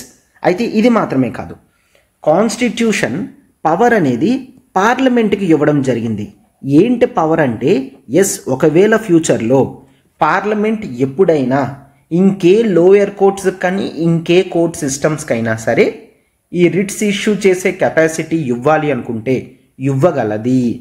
అంటే ఏంటి సార్ అంటే, సుప్రీంకోర్టుకి ఆల్రెడీ 32 ప్రకారం పవర్స్ ఉన్నాయి, హైకోర్టుకి ఆల్రెడీ 226 ప్రకారం పవర్స్ ఉన్నాయి. మరి డిస్ట్రిక్ట్ కోర్ట్స్కి, లోయర్ డిస్ట్రిక్ట్ కోర్ట్స్కి మరి వాటికి పవర్స్ లేవు కదా. సో ఒకవేళ ఫ్యూచర్లో పార్లమెంట్ ఒక చట్టం తీసుకొచ్చి ఇండియాలో ఉన్న డిస్ట్రిక్ట్ కోర్ట్స్ కూడా ఈ విధమైన రిట్స్ ఇష్యూ చేసే కెపాసిటీ ఉంది అని చెప్పగలదు. ఎందుకు? కాన్స్టిట్యూషనే ఇండియన్ పార్లమెంట్కి ఆ పవర్ అనేది ఇవ్వడం జరిగింది. ఓకేనా, ఇది చాలా చాలా చాలా ఇంపార్టెంట్ అనమాట. Parliament was empowered. Clear? So పార్లమెంట్కి ఆ పవర్ అనేది ఇవ్వడం జరిగింది. స్టేట్ లెజిస్లేచర్ ఏ విధంగా కూడా అలా పవర్ ఇవ్వలేదు.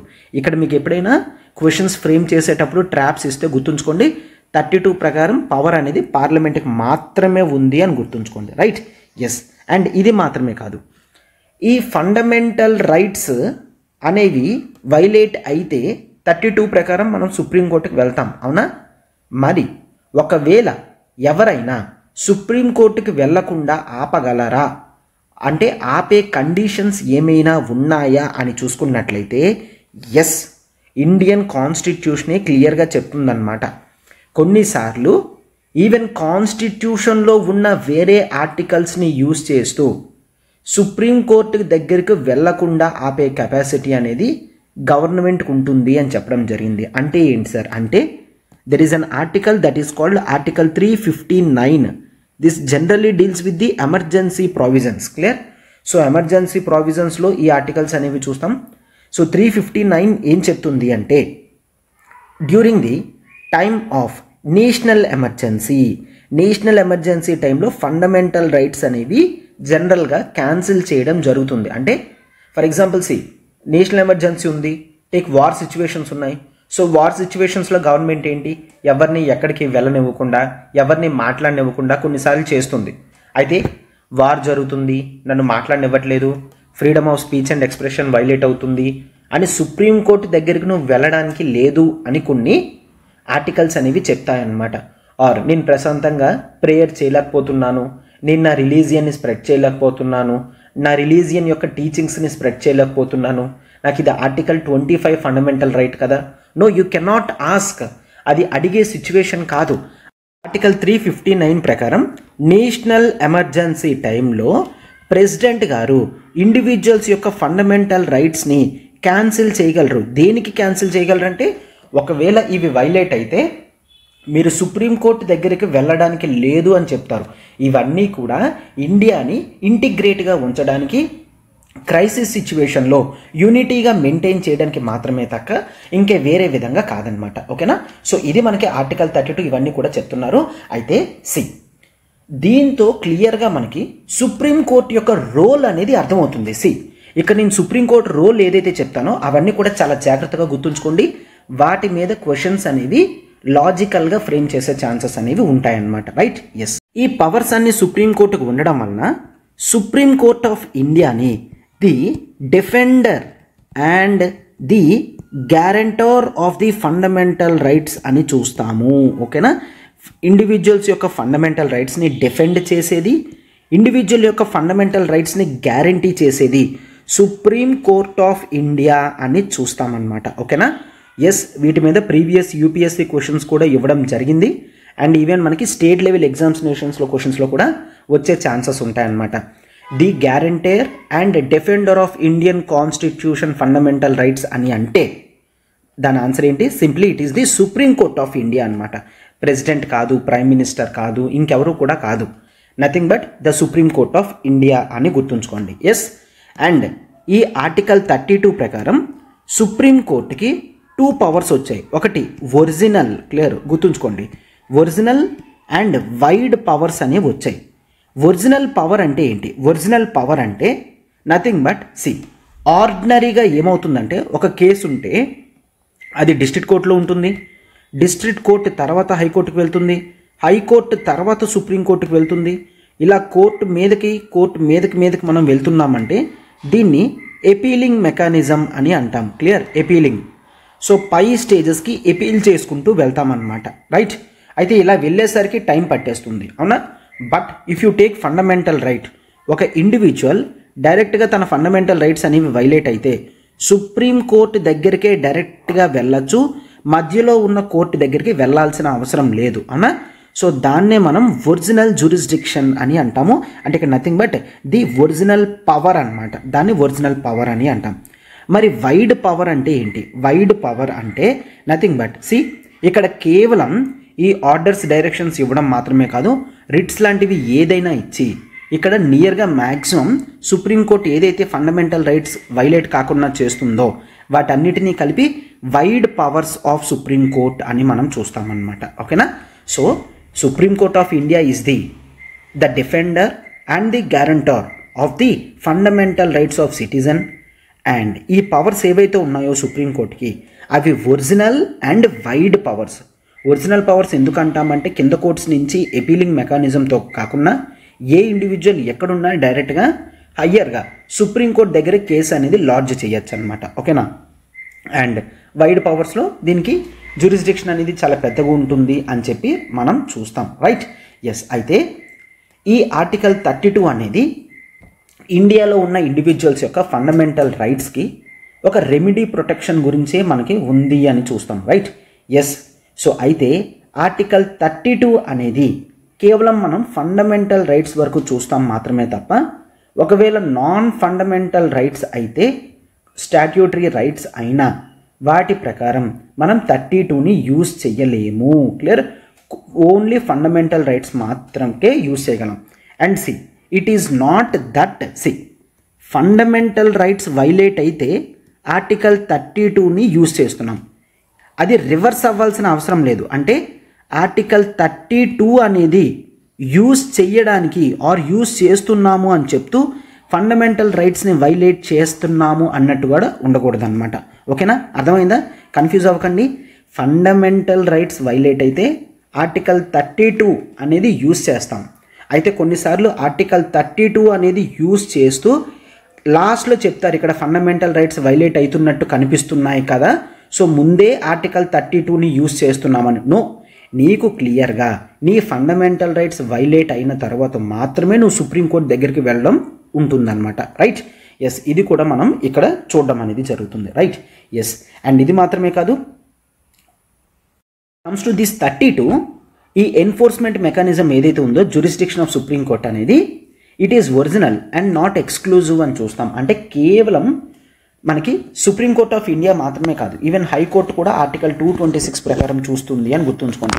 కొన్ని క్వశ్చన్స్లో జనరల్గా ఇస్తూ ఉంటాడు సుప్రీంకోర్టు మాత్రమే మనకి రిట్స్ అనేవి ఇష్యూ చేయగలది అని. నో, రిట్స్ అనేవి కేవలం సుప్రీంకోర్టు మాత్రమే కాదు, హైకోర్టు కూడా ఇష్యూ చేయగలది. Clear. And see, and writs issue చేసే పవర్ అనేది ఫండమెంటల్ రైట్స్, అండ్ ఈ ఫండమెంటల్ రైట్స్ అనేది బోత్ సుప్రీంకోర్టుకి హైకోర్టుకి ఉంది అంటే ఎస్, మెజారిటీ పీపుల్ ఎస్ అని చెప్తారు. But answer is no. అదేంటి సార్? ఆర్టికల్ 32 అనేది ఫండమెంటల్ రైట్ అమ్మా. ఆర్టికల్ 226 అనేది ఫండమెంటల్ రైట్ కాదు, ఇది ఒక ఆర్డినరీ కాన్స్టిట్యూషనల్ రైట్. అంటే మీరు సుప్రీంకోర్టుకి వెళ్ళడం మాత్రమే ఫండమెంటల్ రైట్, హైకోర్టుకి వెళ్ళడం అనేది మీ ఫండమెంటల్ రైట్ కాదు. ఓకేనా? హైకోర్టులో ఇది like any other constitutional right 226 ప్రకారం అంతే తప్ప, బట్ సుప్రీంకోర్టులో మీ ఫండమెంటల్ రైట్స్ వైలేట్ అయితే మీరు ఏదైతే సుప్రీంకోర్టు దగ్గరికి వెళ్తున్నారో దాన్ని ఫండమెంటల్ రైట్గా మనం చూస్తామన్నమాట. Right. This is very important. And క్లియర్గా ఆర్టికల్ 32 ప్రకారమే సుప్రీంకోర్ట్ ఆఫ్ ఇండియా కూడా చెప్తుంది. ఏంటి? సి, దిస్ ఈజ్ సింప్లీ నీ ఫండమెంటల్ రైట్స్ వైలేట్ అయితే నువ్వు సుప్రీంకోర్టు దగ్గరికి వెళ్ళాలి. It does not mean that నీ ఫండమెంటల్ రైట్స్ వైలేట్ అయితే ఓన్లీ సుప్రీంకోర్టు దగ్గరికే వెళ్ళాలి. కింద కోర్ట్స్లో అంటే అసలు డిస్ట్రిక్ట్ కోర్టులో కేసు అనేది పెట్టకూడదు. No, that is completely wrong. ఒకవేళ కావాలి అనుకున్నా మీ ఫండమెంటల్ రైట్స్ వైలేట్ అయితే మీరు స్టార్టింగ్ డిస్ట్రిక్ట్ కోర్టులో ఫస్ట్ కేసు అనేది ఫైల్ చేయొచ్చు. అయితే తర్వాత సుప్రీంకోర్టుకి వెళ్ళిపోవచ్చా సార్? నో, సుప్రీంకోర్టుకి వెళ్ళడానికి లేదు. డిస్ట్రిక్ట్ కోర్టు ఇచ్చిన జడ్జిమెంట్ ప్రకారం హైకోర్టుకి వెళ్ళాలి. హైకోర్టు జడ్జిమెంట్ ఇచ్చిన తర్వాత మాత్రమే సుప్రీంకోర్టుకి వెళ్ళాలి. ఒకవేళ మీరు డైరెక్ట్గా సుప్రీంకోర్టు దగ్గరికి వెళ్ళకపోతే ఈ ప్రొసీజర్లో మాత్రమే మీరు వెళ్ళాల్సి ఉంటుంది అని మనం చూస్తామన్నమాట. ఓకేనా? సో ఒకవేళ ఏ వ్యక్తి అయినా ఫండమెంటల్ రైట్స్ వైలేట్ అయితే సుప్రీంకోర్టుకి వెళ్లకుండా ది స్టేట్ లెవెల్లో ఉన్న డిస్ట్రిక్ట్ కోర్టుకి వెళ్ళినట్లయితే వాళ్ళు క్లియర్గా నెక్స్ట్ స్టేజెస్లో టు హైకోర్టు టు సుప్రీంకోర్టుకే వెళ్ళాల్సి ఉంటుందన్నమాట. Right. So these are the articles and the discussions that need to be dealt here. Clear? Hope this is completely clear. Article 32 ఏంటి, ఇంపార్టెన్స్ ఏంటి, దేన్ని ఎక్కడ అంటాము, ఈ ఒక్క ఆర్టికల్ నుంచి క్వశ్చన్స్ కూడా వచ్చే ఛాన్సెస్ అనేవి మనకి చాలా ఎక్కువగా ఉంటాయన్నమాట. Right. Now it is regarding the writs. అసలు ఏ టైప్ ఆఫ్ రిట్స్ ఉన్నాయి, ఏ రిట్స్ గురించి కాన్స్టిట్యూషన్లో ఎక్కడ రాసుంది, అదంతా కూడా మనం ఇప్పుడు నేర్చుకుందాం. రైట్. అయితే రిట్స్ ఇష్యూ చేసే కెపాసిటీ అనేది ఎస్, ఫండమెంటల్ రైట్స్ ప్రకారం ఆర్టికల్ 32లో ఇండియన్ కాన్స్టిట్యూషన్ సుప్రీంకోర్ట్ ఆఫ్ ఇండియాకి ఇవ్వడం జరిగింది. రైట్. అయితే కేవలం అక్కడ మాత్రమే ఉందా అంటే no, there is other article that is called article 226 of Indian constitution ప్రకారం కాన్స్టిట్యూషన్ స్టేట్లో ఉన్న హైకోర్ట్స్ అన్నిటికీ కూడా, రైట్, ఇండియాలో ఉన్న ప్రతి హైకోర్టుకు కూడా రిట్స్ ఇష్యూ చేసే కెపాసిటీ అనేది ఇవ్వడం జరిగింది. సో బేసికల్లీ ఆల్రెడీ చూసాం, రిట్స్ అనేవి ఒక వ్యక్తి ఎప్పుడైతే తన ఫండమెంటల్ రైట్స్ ఉల్లంఘన జరిగింది అని భావిస్తాడో దాని గురించి అతను సుప్రీంకోర్టు కానీ హైకోర్టు కానీ చేరుకుంటాడు. సో దట్ అతని యొక్క ప్రాబ్లమ్స్కి గ్రీవాన్స్ రెడ్రెసల్ మెకానిజం కింద ఇవి యాక్ట్ చేస్తాయన్నమాట. సో ఈ 2 పవర్స్ గురించి మనం ఇప్పుడు చూద్దాం. రైట్. అయితే ఆర్టికల్ 32, 226 ప్రకారం సుప్రీంకోర్టు కానీ హైకోర్టు ఏదైనా సరే the writs like habeas corpus కానీ, మ్యాండమస్ కానీ, ప్రొహిబిషన్ కానీ, సెరిష్యూరరీ కానీ, క్వో వారెంటో కానీ ఈ 5 రిట్స్ని ఇష్యూ చేసే పవర్ అనేది వాళ్ళకి ఇవ్వడం జరిగిందనమాట. రైట్. అయితే ఇండియన్ కాన్స్టిట్యూషన్ కేవలం సుప్రీంకోర్టుకి హైకోర్టుకి మాత్రమే కాకుండా ఒకవేళ ఇంకే అదర్ కోర్ట్ సిస్టమ్స్కైనా సరే రిట్స్ ఇష్యూ చేసే కెపాసిటీ ఇవ్వాలి అనుకుంటే ఆ పవర్ అనేది పార్లమెంట్కి ఇవ్వడం జరిగింది. అంటే అర్థం ఏంటి? పార్లమెంట్ ఎప్పుడైనా తను కావాలి అనుకుంటే ఒక చట్టం అనేది తయారు చేసి డిస్ట్రిక్ట్ కోర్ట్స్ కానీ ఇంకేదైనా కోర్ట్స్ కానీ రిట్స్ ఇష్యూ చేసే కెపాసిటీ అనేది వాళ్ళకు కూడా ఇవ్వగలరు అనమాట. ఓకేనా? రైట్. దీని గురించి కూడా మనం ఆల్రెడీ చూసాం. రైట్. ఎస్. అయితే వన్ థింగ్, ఇండిపెండెన్స్ రాకముందు దట్ ఈస్ 1950 టైం కల్లా మనకి ఇండియాలో హైకోర్ట్స్లో చూసుకున్నట్లయితే కేవలం the high court of Calcutta and the high court of Bombay and the high court of Madras, కేవలం ఈ 3 హైకోర్ట్స్కి మాత్రమే రిట్స్ ఇష్యూ చేసే పవర్ అనేది ఉండేది. అన్ని కోర్ట్స్కి ఉండేది కాదు. ఇప్పుడు ఇది బిఫోర్ 1950. బట్ ఒక్కసారి ఇండిపెండెన్స్ వచ్చిన తర్వాత, కాన్స్టిట్యూషన్ అనేది ఎన్ఫోర్స్మెంట్లోకి వచ్చిన తర్వాత ఇండియాలో ఉన్న ప్రతి హైకోర్టుకు కూడా రిట్స్ ఇష్యూ చేసే పవర్ అనేది ఇవ్వడం జరిగిందనమాట. రైట్. ఎస్. అయితే రిట్స్ అని అంటున్నాం. ఈ రిట్స్ అనేవి ఫస్ట్ ఎక్కడి నుంచి తీసుకోవడం జరిగింది, ఎలా ఇన్స్పిరేషన్గా తీసుకొని మనం యాడ్ చేసుకున్నాం అవన్నీ కూడా చూద్దాం. ది కాన్సెప్ట్ ఆఫ్ రిట్స్ అనేవి మనం ఇంగ్లీష్ లా నుంచి ఎస్టాబ్లిష్ చేసుకోవడం జరిగింది. అంటే బ్రిటన్ నుంచి వీటిని ఇన్స్పిరేషన్గా తీసుకోవడం జరిగింది. అయితే వీటిని బ్రిటన్లో ఏమనంటారు? ప్రెరోగేటివ్ రిట్స్ అని అంటారు. ఏమంటారు? Prerogative writs. అయితే ది మీనింగ్ ఆఫ్ ప్రెరోగేటివ్ కూడా నేను చెప్తాను. But first thing, prerogative writs అని అంటాము. అయితే ఈ ప్రెరోగేటివ్ రిట్స్ని ఇష్యూ చేసే పవర్ అనేది బ్రిటన్ యొక్క కింగ్ ఆర్ క్వీన్కి ఉండేదన్నమాట. ఓకేనా? బ్రిటన్ కింగ్ కానీ క్వీన్ కానీ వాళ్ళు మాత్రమే ప్రెరోగేటివ్ రిట్స్ అనేది ఇష్యూ చేసే కింద ఉండేది. అయితే ఎందుకు ఇంగ్లాండ్లో ప్రెరోగేటివ్ రిట్స్ అని అంటారంటే, ద మీనింగ్ ఆఫ్ ప్రెరోగేటివ్ అంటే ఒక ఎక్స్క్లూజివ్ పవర్ ఒక ఇండివిజువల్ చేతుల్లో కానీ ఒక గ్రూప్లో కానీ ఉంటే దాన్ని ప్రెరోగేటివ్ అని అంటాం. అంటే ఈ విధంగా రిట్స్ ఇష్యూ చేసే పవర్ అనేది కింగ్కి ఉంటుంది and king is the source of power అని చెప్పినట్లుగా ప్రెరోగేటివ్ రిట్స్ అని చూస్తాం. అంటే these are the exclusive rights that is beholded to the king. King దగ్గర ఉందన్నమాట ఈ పవర్. కింగ్ మాత్రమే ప్రెరోగేటివ్ రిట్స్ ఇష్యూ చేసే కింద స్టార్టింగ్ ఉండేదన్నమాట. సో అందుకనే కింగ్ని ఏమైనా పిలిచేవాళ్ళు? They use to call the king as the fountain of justice. Right, ఈ ఫ్రేజ్ అనేది important. Fountain of justice. Fountain of justice అంటే the source of justice, the source of power, the source of authority.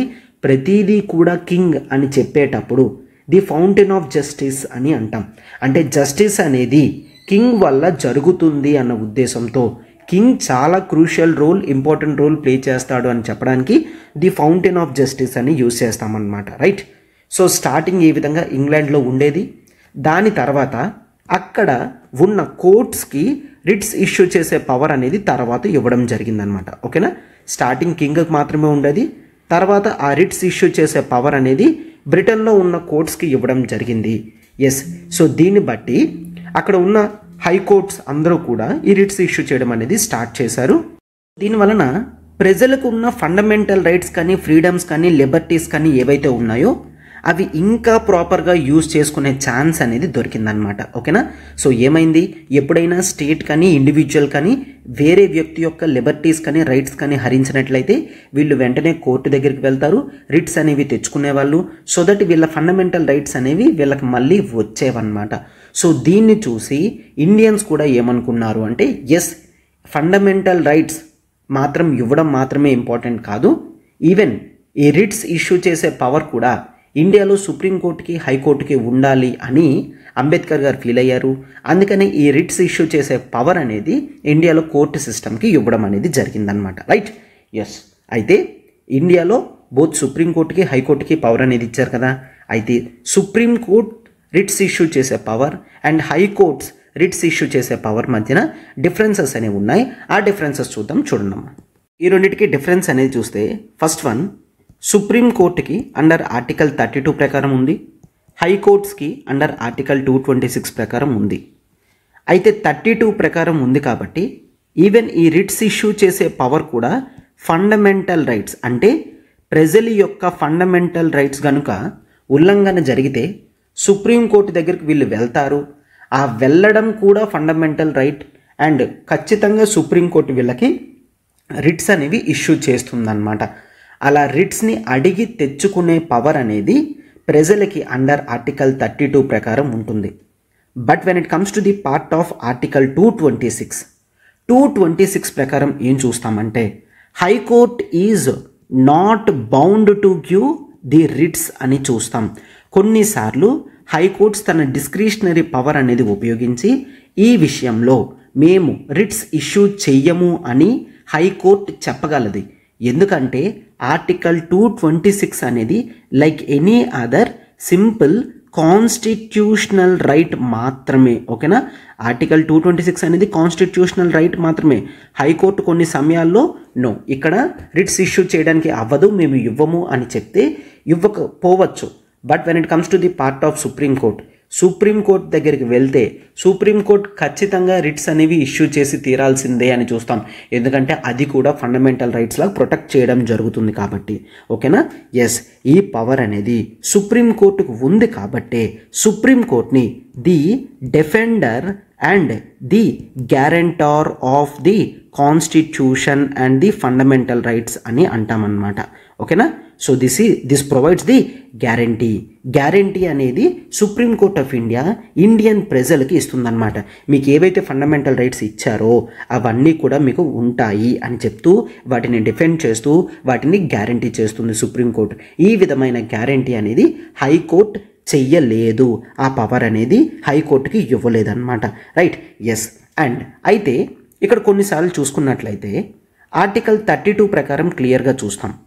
ఇక్కడ writs issue చేసే power of supreme court అనేది కేవలం fundamental rights వరకు మాత్రమే limited. ఎందుకంటే కంటైన్డ్ ఇన్ దిస్ పార్ట్ అని ఉంది. ఇన్ దిస్ పార్ట్ అంటే part 3 nothing but fundamental rights. అంటే ఫండమెంటల్ రైట్స్ వైలేట్ చేస్తే మాత్రమే సుప్రీంకోర్టు మనకి ఇక్కడ రిట్స్ ఇష్యూ చేసే పవర్ అనేది ఉంటుంది. But when it comes to the part of high court fundamental రైట్స్కి మాత్రమే కాకుండా ఇంకే విధమైన రైట్ గురించి అయినా సరే మనం హైకోర్టు దగ్గర రిట్స్ అనేవి అడగగలమన్నమాట. ఓకేనా. For example any other legal right, ఇంకే లీగల్ రైట్ ఇష్యూలో అయినా సరే హైకోర్టు దగ్గర రిట్స్ అనేవి మనం ఎక్స్పెక్ట్ చేయగలము. బట్ సుప్రీంకోర్టు మాత్రం కేవలం ఫండమెంటల్ రైట్స్ వైలేట్ అయితే మాత్రమే ఇష్యూ చేయగలదు. సో దీన్ని బట్టి ఏమర్థం అవుతుందంటే సుప్రీంకోర్టు యొక్క రిట్స్ ఇష్యూ చేసే కెపాసిటీ అనేది narrower when compared with the high court. Clear. హైకోర్టుతో కంపేర్ చేస్తే సుప్రీంకోర్ట్స్ రిట్స్ ఇష్యూ చేసే పవర్ అనేది కాస్త తక్కువ ఉంటుంది అని గుర్తుంచుకోండి. రైట్. అండ్ మరొకటి, సుప్రీంకోర్టు తన రిట్స్ని ఇండియాలో ఉన్న ఎవరికైనా ఎక్కడైనా సరే ఇవ్వగలది. అంటే టెరిటోరియల్ లిమిటేషన్స్ అనేవి సుప్రీంకోర్టుకి లేదు. ఇండియా యొక్క బౌండరీస్ ఎంతవరకు ఉంటాయో వాటన్నిటిలో కూడా సుప్రీంకోర్టు తన రిట్స్ని ఇష్యూ చేయగలది. But when it comes to the part of high court కేవలం తను ఉన్న జ్యూరిస్డిక్షన్లో మాత్రమే, అంటే high court within the state మాత్రమే ఇవ్వగలది. విత్ ఇన్ ద స్టేట్ మాత్రమే రిట్స్ ఇష్యూ చేయగలది. But writs issued by supreme court is validated across the states. ఇండియాలో ఉన్న ఏ టెరిటరీలో అయినా సుప్రీంకోర్టు రిట్స్ అనేవి వర్తిస్తాయి.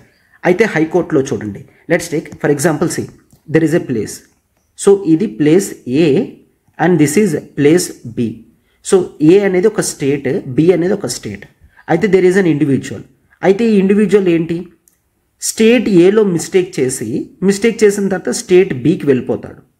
సో జనరల్గా చూస్తే ఏంటి, ఏ ఇక్కడ ఈ హైకోర్టు పరిధిలో లేడు కదా, వీడు వేరే స్టేట్లో ఉన్నాడు కాబట్టి వాడి మీద రిట్స్ అనేవి ఇష్యూ చేయలేకపోయేవారనమాట. బట్ ఈ ప్రాబ్లమ్ని తర్వాత కాన్స్టిట్యూషనల్ అమెండ్మెంట్తో చేంజ్ చేసేసారు.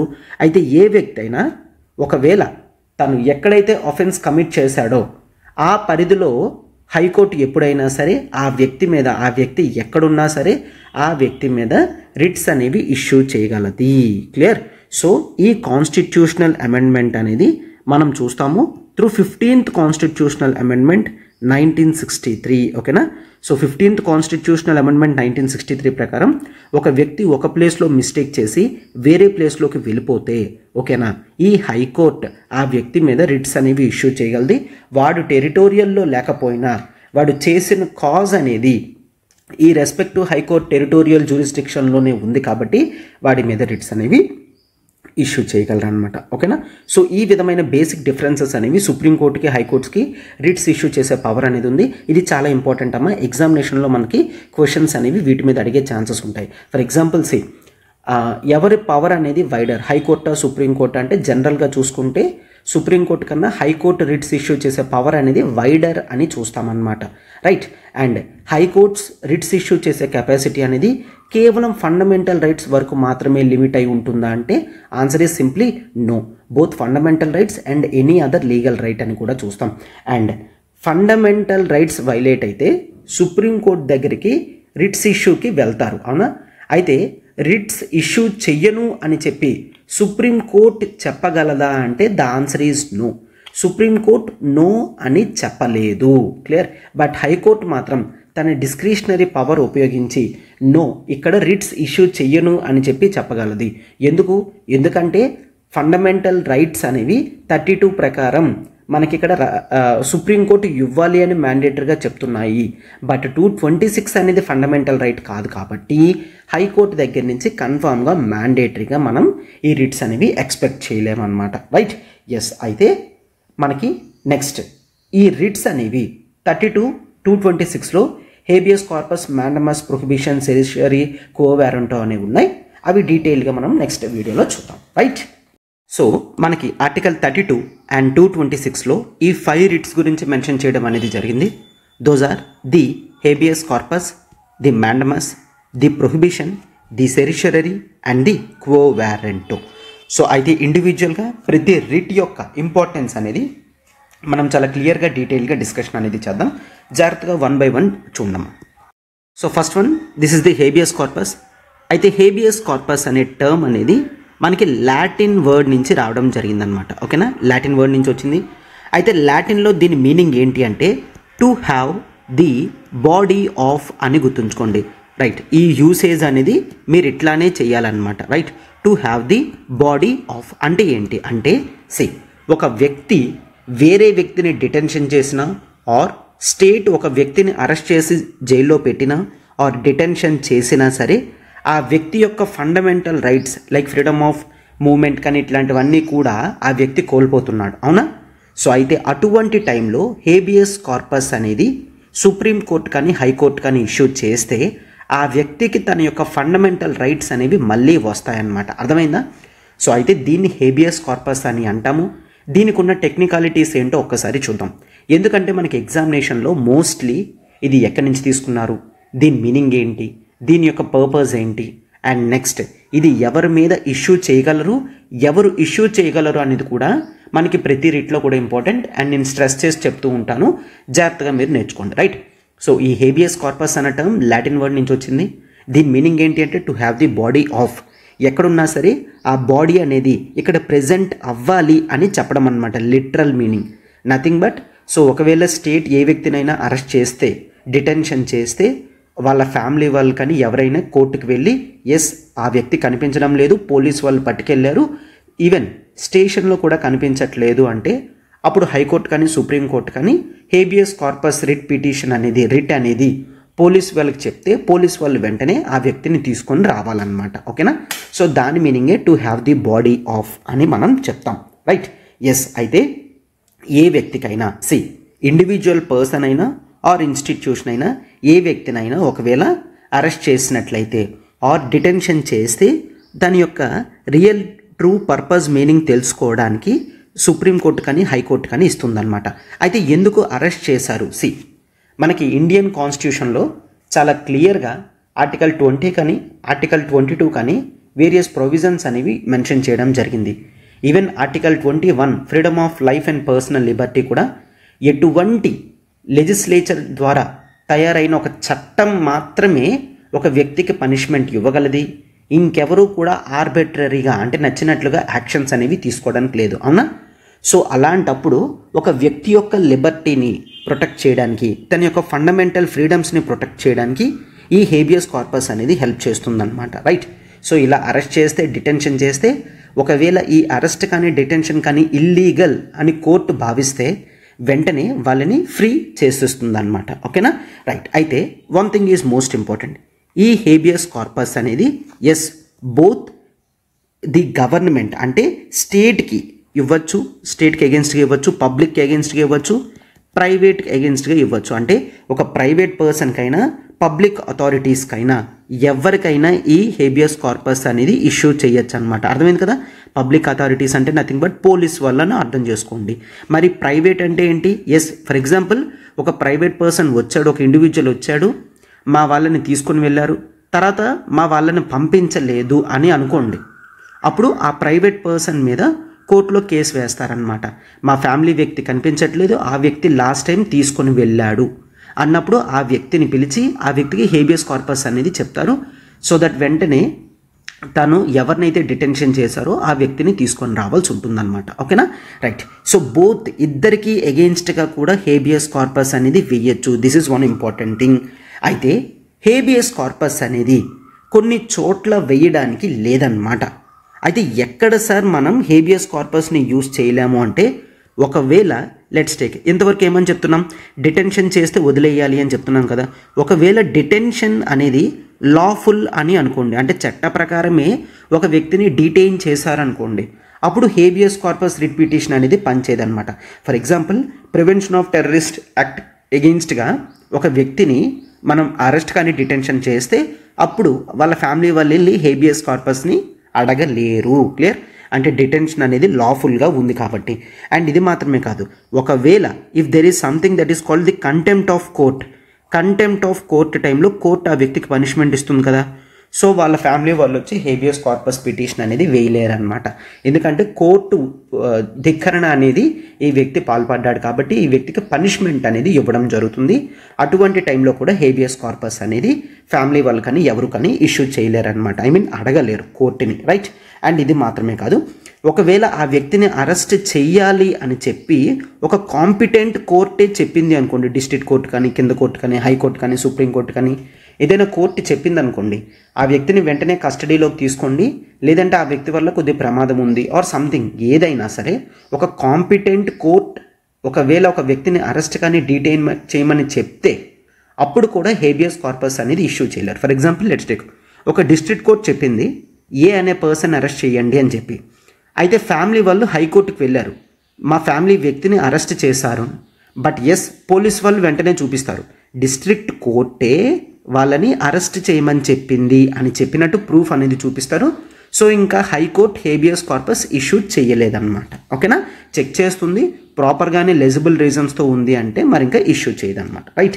ఎస్. అండ్ ఇది మాత్రమే కాదు, ఒకవేళ క్రైమ్ కానీ ఆఫెన్స్ కానీ ఆర్ ఇన్సిడెంట్స్ కానీ ఒకవేళ తన జ్యూరిస్డిక్షన్ దాటి జరిగితే, ఫర్ ఎగ్జాంపుల్ ఇక్కడ మనం హైకోర్టు చూస్తాం, హైకోర్టు యొక్క రిట్ ఇష్యూయింగ్ కెపాసిటీ అనేది తన యొక్క జ్యూరిస్డిక్షన్ పరిధిలో మాత్రమే ఉంటుంది అని చూస్తాం, అవునా?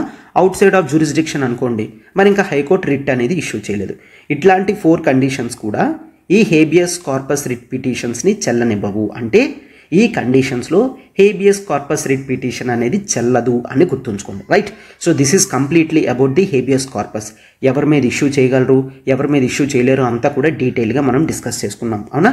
Next we shall deal about the mandamus. Mandamus అంటే ఏంటి? మ్యాండమస్ అంటే నథింగ్ బట్ వీ కమాండ్ అని మీనింగ్. క్లియర్? అంటే మేము ఆదేశిస్తున్నాం, ఖచ్చితంగా మీరు ఇది చెయ్యండి అని చెప్తే దాన్ని సింప్లీ మ్యాండమస్ అని అంటాం. అయితే మ్యాండమస్ ఎవరు ఇష్యూ చేయగలరు అంటే yes we all know supreme court and high court mandamus అనేవి ఇష్యూ చేయగలరన్నమాట. అయితే ఎవరికి చేయమని చెప్పగలరు అంటే, ఒకటి for example the public officials. Clear? Public అఫీషియల్స్కి చెప్పగలరు అనమాట, మీరు ఈ విధంగా చెయ్యండి అని చెప్పి సుప్రీంకోర్టు కానీ హైకోర్టు కానీ మ్యాండమస్ అనేది ఇష్యూ చేయగలదన్నమాట, రైట్? అంటే ఎందుకు ఇష్యూ చేయాల్సి వస్తుంది అంటే, ఈ పబ్లిక్ అఫీషియల్ తన వర్క్ ఏదైతే ఉందో దాన్ని చేయడం లేదు అనుకోండి, సో ఆ వ్యక్తి ఆ వర్క్ చేయడం లేదు అని చెప్పి ఈ వ్యక్తులు హైకోర్టు కానీ సుప్రీంకోర్టు కానీ రీచ్ అవుతారు. ఫర్ ఎగ్జాంపుల్ పోలీస్ స్టేషన్లో కంప్లైంట్ తీసుకోవాలి, సో పోలీసులు కంప్లైంట్ తీసుకోవడం లేదు, సో వెంటనే హైకోర్టులో మనం కేసు వేయచ్చు. పోలీస్ స్టేషన్లో మా కంప్లైంట్ అనేది ఇస్తుంటే తీసుకోవడం లేదు అని చెప్తే పోలీసులకి వెంటనే హైకోర్టు కానీ సుప్రీంకోర్టు కానీ చెప్తుందన్నమాట, మీరు వీళ్ళ దగ్గర నుంచి ఖచ్చితంగా కంప్లైంట్ అనేది తీసుకోండి అని చెప్తూ మ్యాండమస్ అనేది ఇష్యూ చేయగలదు. వీ కమాండ్ అని చెప్తూ అనమాట. ఓకేనా? రైట్. అయితే గుర్తుంచుకోండి, అయితే కేవలం పబ్లిక్ అఫీషియల్స్కి మాత్రమే కాదు, పబ్లిక్ బాడీ అండ్ ఈవెన్ కార్పొరేషన్స్కి కూడా. క్లియర్? పబ్లిక్ కార్పొరేషన్స్ ఏవైతే కంపెనీస్ లాంటివి ఉంటాయో వాటికి కూడా ఇష్యూ చేయగలది. అండ్ ఇది మాత్రమే కాదు, ఇన్ఫీరియర్ కోర్ట్స్ కూడా ఇష్యూ చేయగలదు. అంటే ఒక హైకోర్టు, డిస్ట్రిక్ట్ కోర్టు కానీ దాని కింద ఉన్న కింద కోర్ట్స్కైనా సరే మ్యాండమస్ అనేది ఇష్యూ చేయగలదు అనమాట. అండ్ ఇది మాత్రమే కాదు, ఈవెన్ ట్రిబ్యునల్స్కి కూడా మ్యాండమస్ అనేది ఇష్యూ చేయగలది. అండ్ ఇది మాత్రమే కాదు, గవర్నమెంట్కి కూడా మ్యాండమస్ అనేది ఇష్యూ చేయగలదు. ఫర్ ఎగ్జాంపుల్ పొల్యూషన్ పెరుగుతుందనుకోండి, పొల్యూషన్ తగ్గించే యాక్టివిటీస్ అనేవి మీరు ఇమీడియట్లీ చెయ్యాలి, దట్ వీ కమాండ్ అని చెప్పి కోర్ట్ గవర్నమెంట్కి ఎగెయిన్స్ట్గా కూడా ఇవ్వగలదన్నమాట. So these are the 5 conditions that we generally take for the mandamus.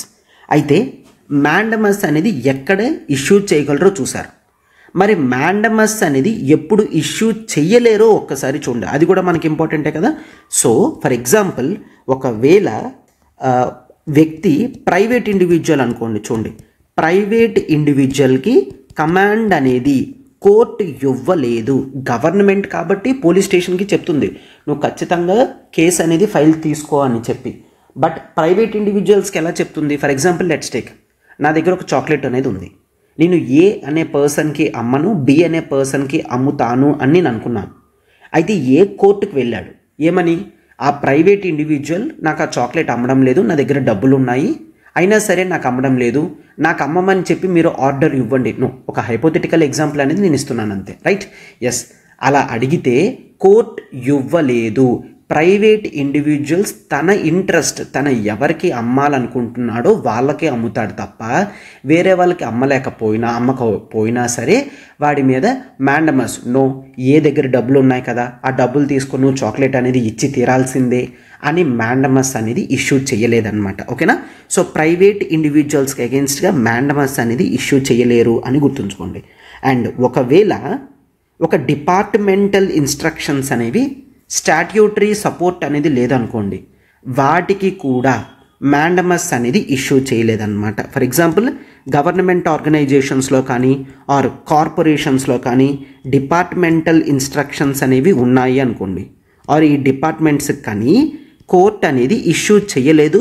ఒకవేళ ఆ చేయాల్సిన వర్క్ అనేది తనకి స్టాట్యూటరీ అవసరం కాకపోతే. For example let's take, so EPFO, employment provident fund organisation ఉంది. దాంట్లో ఎంప్లాయీస్ యొక్క ముఖ్య ఉద్దేశం ఏంటి అంటే, ఎస్, ఎంప్లాయీస్ ఎవరి దగ్గర ఉన్నాయో వాళ్ళ దగ్గర నుంచి ఫండ్స్ అనేవి కలెక్ట్ చేసి వాళ్ళకి ప్రావిడెంట్ ఫండ్లో జమ చేయడం అనేది జరుగుతుంది. అది వాళ్ళ డ్యూటీ.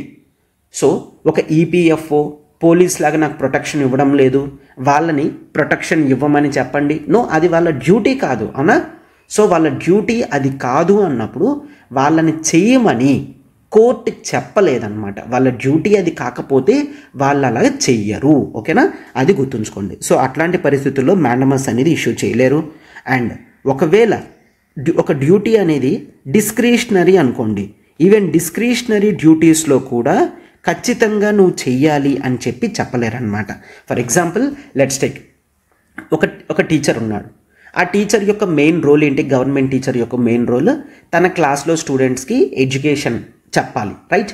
ఎస్. అయితే కొంతమంది టీచర్స్ ఇంకా ఏంటి, చిల్డ్రన్స్ని ఖచ్చితంగా యాక్టివిటీస్లో ఉంచాలని చెప్పి గేమ్స్ ఆడిస్తూ ఉంటారు, ఆర్ ఎఫారెస్టేషన్, చిన్న చిన్న ప్లాంట్స్ లాంటివి నాటించడం చేయిస్తారు, సో దట్ వాళ్ళకి గ్రీనరీ మీద, ట్రీస్ మీద రెస్పెక్ట్ అనేది పెరుగుతుంది అని. అయితే టీచింగ్ చేయడం అనేది తనకి ఖచ్చితంగా చేయాల్సిన duty.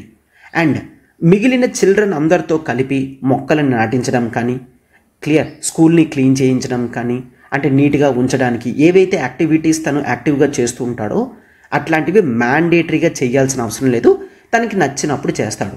So you cannot ask the teacher, నువ్వు ఖచ్చితంగా పిల్లలందరి చేత కూడా ఎవ్రీ సండే మొక్కలు అనేవి నాటించాలి. నో, ఎందుకు? ఆ టీచర్ డ్యూటీ అది కాదు, అతను ఇన్ జనరల్గా చేస్తున్నాడు, తన డిస్క్రిషన్, తన ఇంట్రెస్ట్ మీద చేస్తున్నాడు అంతే తప్ప ఖచ్చితంగా చేయాల్సిన అవసరం లేదు కదా, రైట్? సో అట్లాంటి డిస్క్రిషనరీగా ఉండే వర్క్స్ని ఖచ్చితంగా చెయ్యాలి అని చెప్పి కోర్టు మ్యాండమస్ అనేది ఇష్యూ చేయలేదన్నమాట, రైట్? ఎస్. అండ్ ఇది మాత్రమే కాదు, ఒక కాంట్రాక్చువల్ ఆబ్లిగేషన్, ఒక కాంట్రాక్చువల్ ఆబ్లిగేషన్ కూడా ఖచ్చితంగా చెయ్యాలి అని చెప్పి ప్రైవేట్ ఇండివిజువల్కి చెప్పలేదు. ఫర్ ఎగ్జాంపుల్ లెట్స్ టేక్, ఏ అనే వ్యక్తి బి అనే వ్యక్తికి కార్ అమ్ముతాను అని చెప్పాడు, కార్ అమ్ముతాను అని చెప్పాడు. అయితే బి ఏంటి, బదులుగా కార్ తీసుకుంటూ లెట్స్ టేక్ ఒక 1 lakh రూపీ ఇస్తానన్నాడు, రైట్? అయితే బి వెళ్ళిపోయిన తర్వాత మరొక వ్యక్తి సి అనే వ్యక్తి వచ్చి అదే కార్కి 1,50,000 ఇస్తాను అని చెప్పి అడ్వాన్స్ ఇచ్చి వెళ్ళిపోయాడు. అయితే సి ప్రాపర్గా చెప్పాలంటే బి దగ్గర ముందు కాంట్రాక్ట్ తీసుకున్నందుకు ఏ ఖచ్చితంగా కార్ బీకే ఇవ్వాలి, but no, A decided to give the car to C, ఎందుకంటే ఎక్కువ అమౌంట్ వస్తుంది కాబట్టి. అండ్ వాళ్ళ కాంట్రాక్ట్ ప్రకారం ఏంటి, ఒకవేళ కార్ అనుకున్న డేట్కి ఇవ్వకపోతే తన ఇచ్చిన అమౌంట్ అనేది రిటర్న్ ఇచ్చి దానికి ఒక 20% ఇంట్రెస్ట్ యాడ్ చేసి ఇవ్వాలి అనే కండిషన్ ఉందనుకోండి.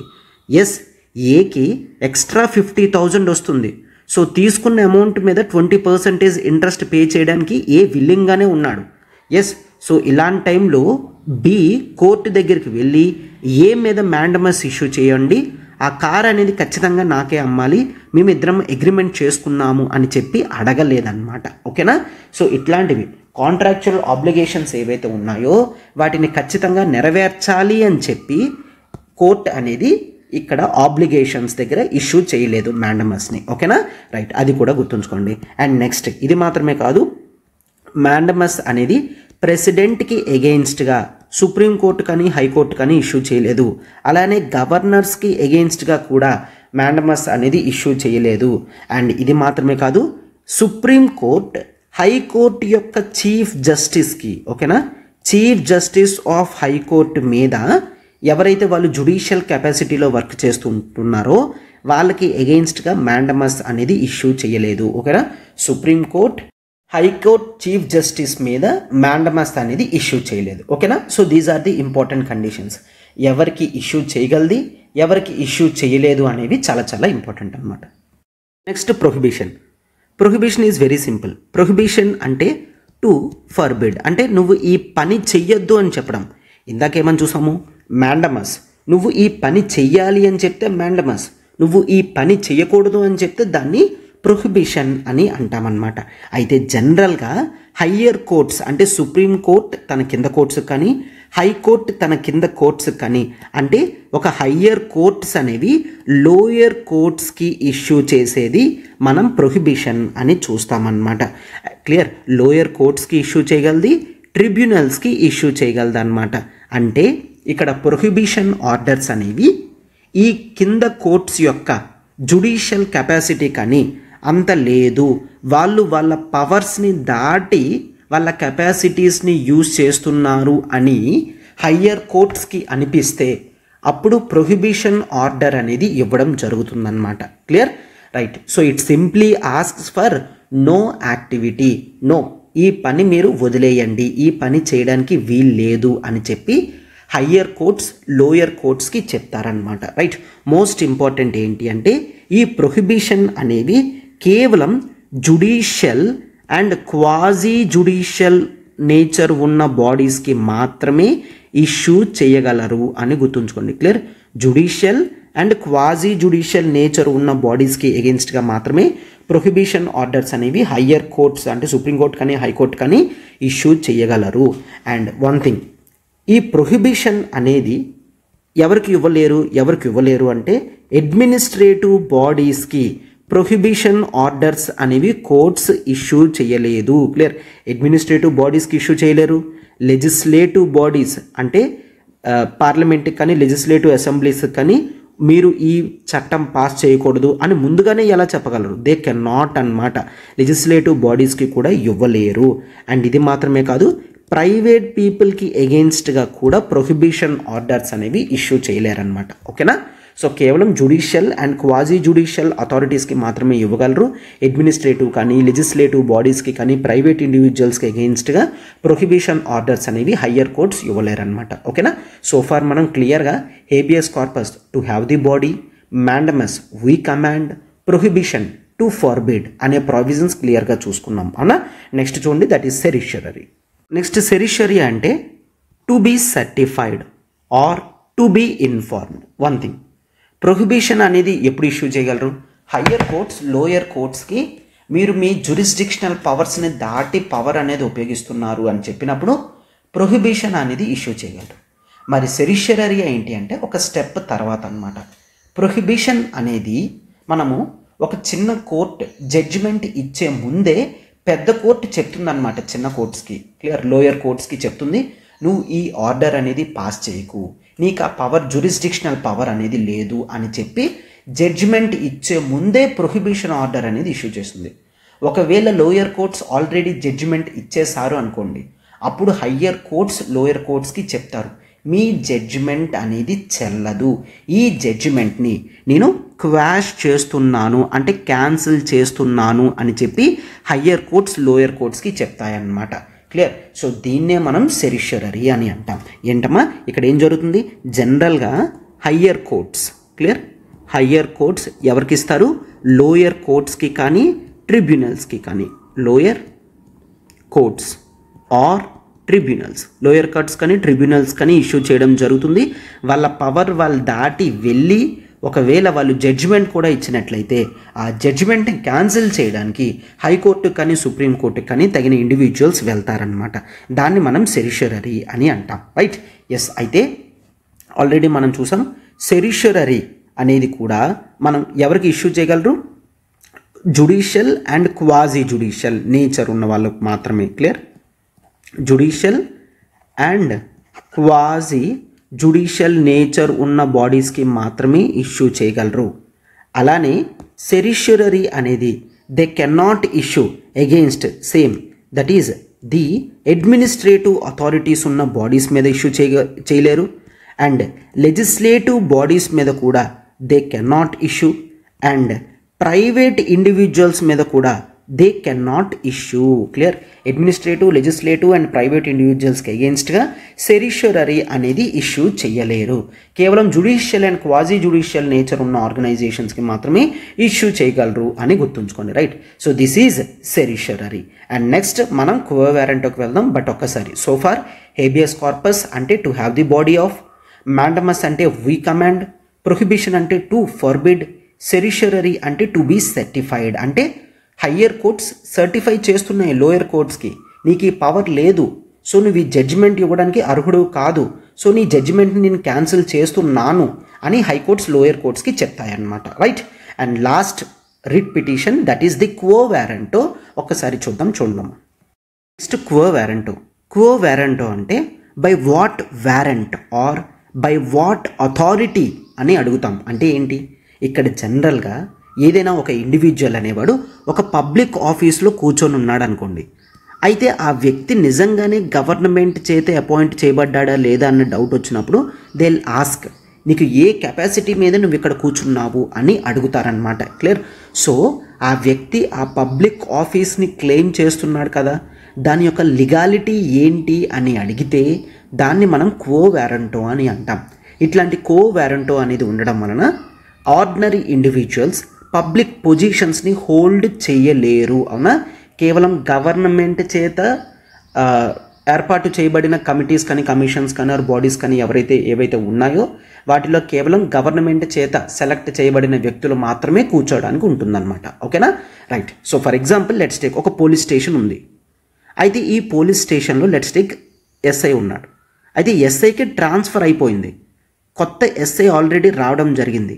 అయితే ఈ పాత ఎస్ఐ ఇంకా వెళ్ళలేదు అనుకోండి, ఈ కొత్త ఎస్ఐ కానీ ఆర్ లెట్స్ టేక్ క్వో వారెంటో అనేది ఇంకే ప్రైవేట్ ఇండివిజువల్ అయినా ఇవ్వగలడు అనమాట. ఫర్ ఎగ్జాంపుల్ ఈ ఎస్ఐకి అడుగుతాడు, మీరు ఏ అథారిటీ మీద ఇంకా ఉన్నారు, మీకు ఆల్రెడీ ట్రాన్స్ఫర్ అయ్యింది కదా, ఆర్ మిమ్మల్ని సస్పెండ్ చేశారు కదా, అయినా మీరు యూనిఫామ్ ఎలా వేసుకుంటున్నారు, అయినా మీరు ఆఫీస్కి ఎలా రాగలుగుతున్నారు అని చెప్పి అడగగలరన్నమాట. ఓకేనా? సో అయితే గుర్తుంచుకోండి, ఈ క్వో వారెంటో అనేది కేవలం కాన్స్టిట్యూషన్ ద్వారా కానీ చట్టాల ద్వారా కానీ ఫార్మ్ అయిన బాడీస్కి మాత్రమే అడగగలరు, నార్మల్ బాడీస్కి ఉన్నవి అడగలేరు అనమాట. ఫర్ ఎగ్జాంపుల్ లెట్స్ టేక్ ఒక ప్రైవేట్ ఆఫీస్ ఉంది అనుకోండి. ప్రైవేట్ ఆఫీస్లో ఎవరు కూడా అడగలేరు, ఎందుకంటే ఏ ప్రైవేట్ ఇండివిజువల్ ఎవరి చేతుల్లో ఉంటుందో తెలియదు కదా. ఫర్ ఎగ్జాంపుల్ కంపెనీ పేరు ఏబీసీ. అయితే ఈ ఏబీసీ కంపెనీ లిమిటెడ్ ఓనర్ అనేవాడు ఎవరైనా ఉండొచ్చు, ఆ పొజిషన్లో ఎవరెప్పుడు కూర్చుంటారో తెలీదు. సో ఒక బయట వ్యక్తి వచ్చి నువ్వు ఎందుకు ఇక్కడ CEO పొజిషన్ కూర్చున్నావు, మేనేజింగ్ డైరెక్టర్ పొజిషన్లో నువ్వు ఎందుకు కూర్చున్నావు, నో, ఆ వ్యక్తి సమాధానం ఇవ్వాల్సిన అవసరం లేదు. క్లియర్? సో కోర్టు అలా అడగలేదు, ఈ వ్యక్తి ఇవ్వాల్సిన అవసరం కూడా లేదు, ఎందుకంటే అది కంప్లీట్గా ప్రైవేట్ ఆఫీస్. సో ఎవరైనా వాళ్ళ పొజిషన్స్ ఎప్పుడు ఎవరికి ట్రాన్స్ఫర్ చేస్తారో తెలీదు. అవునా? రైట్. అండ్ ఇది మాత్రమే కాదు, ఈవెన్ మినిస్టీరియల్ ఆఫీస్లో కూడా ఎవరు ఎలా వచ్చారు అని అడగలేరు. మినిస్టీరియల్ ఆఫీస్ అంటే ఏంటి?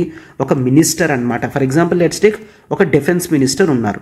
అయితే డిఫెన్స్ మినిస్టర్ రేపు పొద్దున్న కల్లా చేంజ్ అయిపోయారు, అది ఎవరికి తెలియదు. కొత్త డిఫెన్స్ మినిస్టర్ చైర్లో ఒక వ్యక్తి కూర్చున్నాడు అనుకోండి, బయట వ్యక్తి వచ్చి హీ కెనాట్ ఆస్క్ నీకు ఏ కెపాసిటీ ఉందని నువ్వు ఇక్కడ కూర్చున్నావు అని అడగలేరు. ఎందుకంటే మనకి జనరల్గా ఒక కండిషన్ ఉంటుంది, మినిస్టర్ అంటే ఫర్ ఎగ్జాంపుల్ ఎంపీ అవ్వాల్సిన అవసరం లేదు. సెంట్రల్ లెవెల్లో ఎంపీ అవ్వకుండా కూడా ముందు మినిస్టర్ అవ్వగలరు, ఆ తర్వాత వితిన్ 6 months ఎంపీ అయితే చాలు అని కొన్ని కాన్స్టిట్యూషనల్ కండిషన్స్ అనేవి ఉన్నాయి. సో ఆ టైం లిమిట్ ఉంది కాబట్టి వెంటనే కోర్టు దగ్గరికి వెళ్ళి అదేంటి నిన్న హోమ్ మినిస్టర్ వేరే వ్యక్తి ఉన్నారు, ఈరోజు వేరే వ్యక్తి ఉన్నారు అని చెప్పి సుప్రీంకోర్టు దగ్గరికి వెళ్ళి వెంటనే క్వో వ్యారెంటో సరే ఇక్కడ ఎవరో కూర్చున్నారు అడగండి అని అడగలేరన్నమాట, రైట్. సో మినిస్టీరియల్ ఆఫీసర్స్ కానీ ప్రైవేట్ ఆఫీసర్స్కి ఎగెయిన్స్ట్గా క్వో వ్యారెంటో అనేది ఇష్యూ చేయలేరు. కేవలం చట్టం ద్వారా కానీ కాన్స్టిట్యూషన్ ద్వారా కానీ ఏర్పడిన పబ్లిక్ అఫీషియల్ పొజిషన్స్లో మాత్రమే ఎవరైనా కొత్తగా డౌట్ఫుల్గా వచ్చినట్లయితే అప్పుడు మాత్రమే క్వో వ్యారెంటో అనేది ఇష్యూ చేయగలరు అనమాట. ఓకేనా, right. So these are the various writ petitions that we have observed in article 32. అర్థమైంది కదమ్మా క్లియర్గా? సోఫార్ ఒక్కసారి చూడండి, మళ్ళీ రివైజ్ చేస్తున్నాను. హేబియస్ కార్పస్ అంటే to have the body of, mandamus అంటే వీ కమాండ్, ప్రొహిబిషన్ అంటే to forbid, certiorari to be certified. Clear అంటే నీకు ఈ పవర్ లేదు, నువ్వు ఎలా తీర్పిచ్చావు అని తీర్పిచ్చిన తర్వాత అడిగితే సెరిషరీ. క్వో వ్యారెంటో బై వాట్ వ్యారెంట్ అంటే నీకే పవర్ ఉంది అని నువ్వు ఇక్కడ కూర్చున్నావు అని అడిగితే quo warranto. So these are the 5 writ petitions అనమాట. ఓకేనా, మీకు ఇదంతా కూడా క్లియర్గా అర్థమైందని నేను అనుకుంటున్నాను.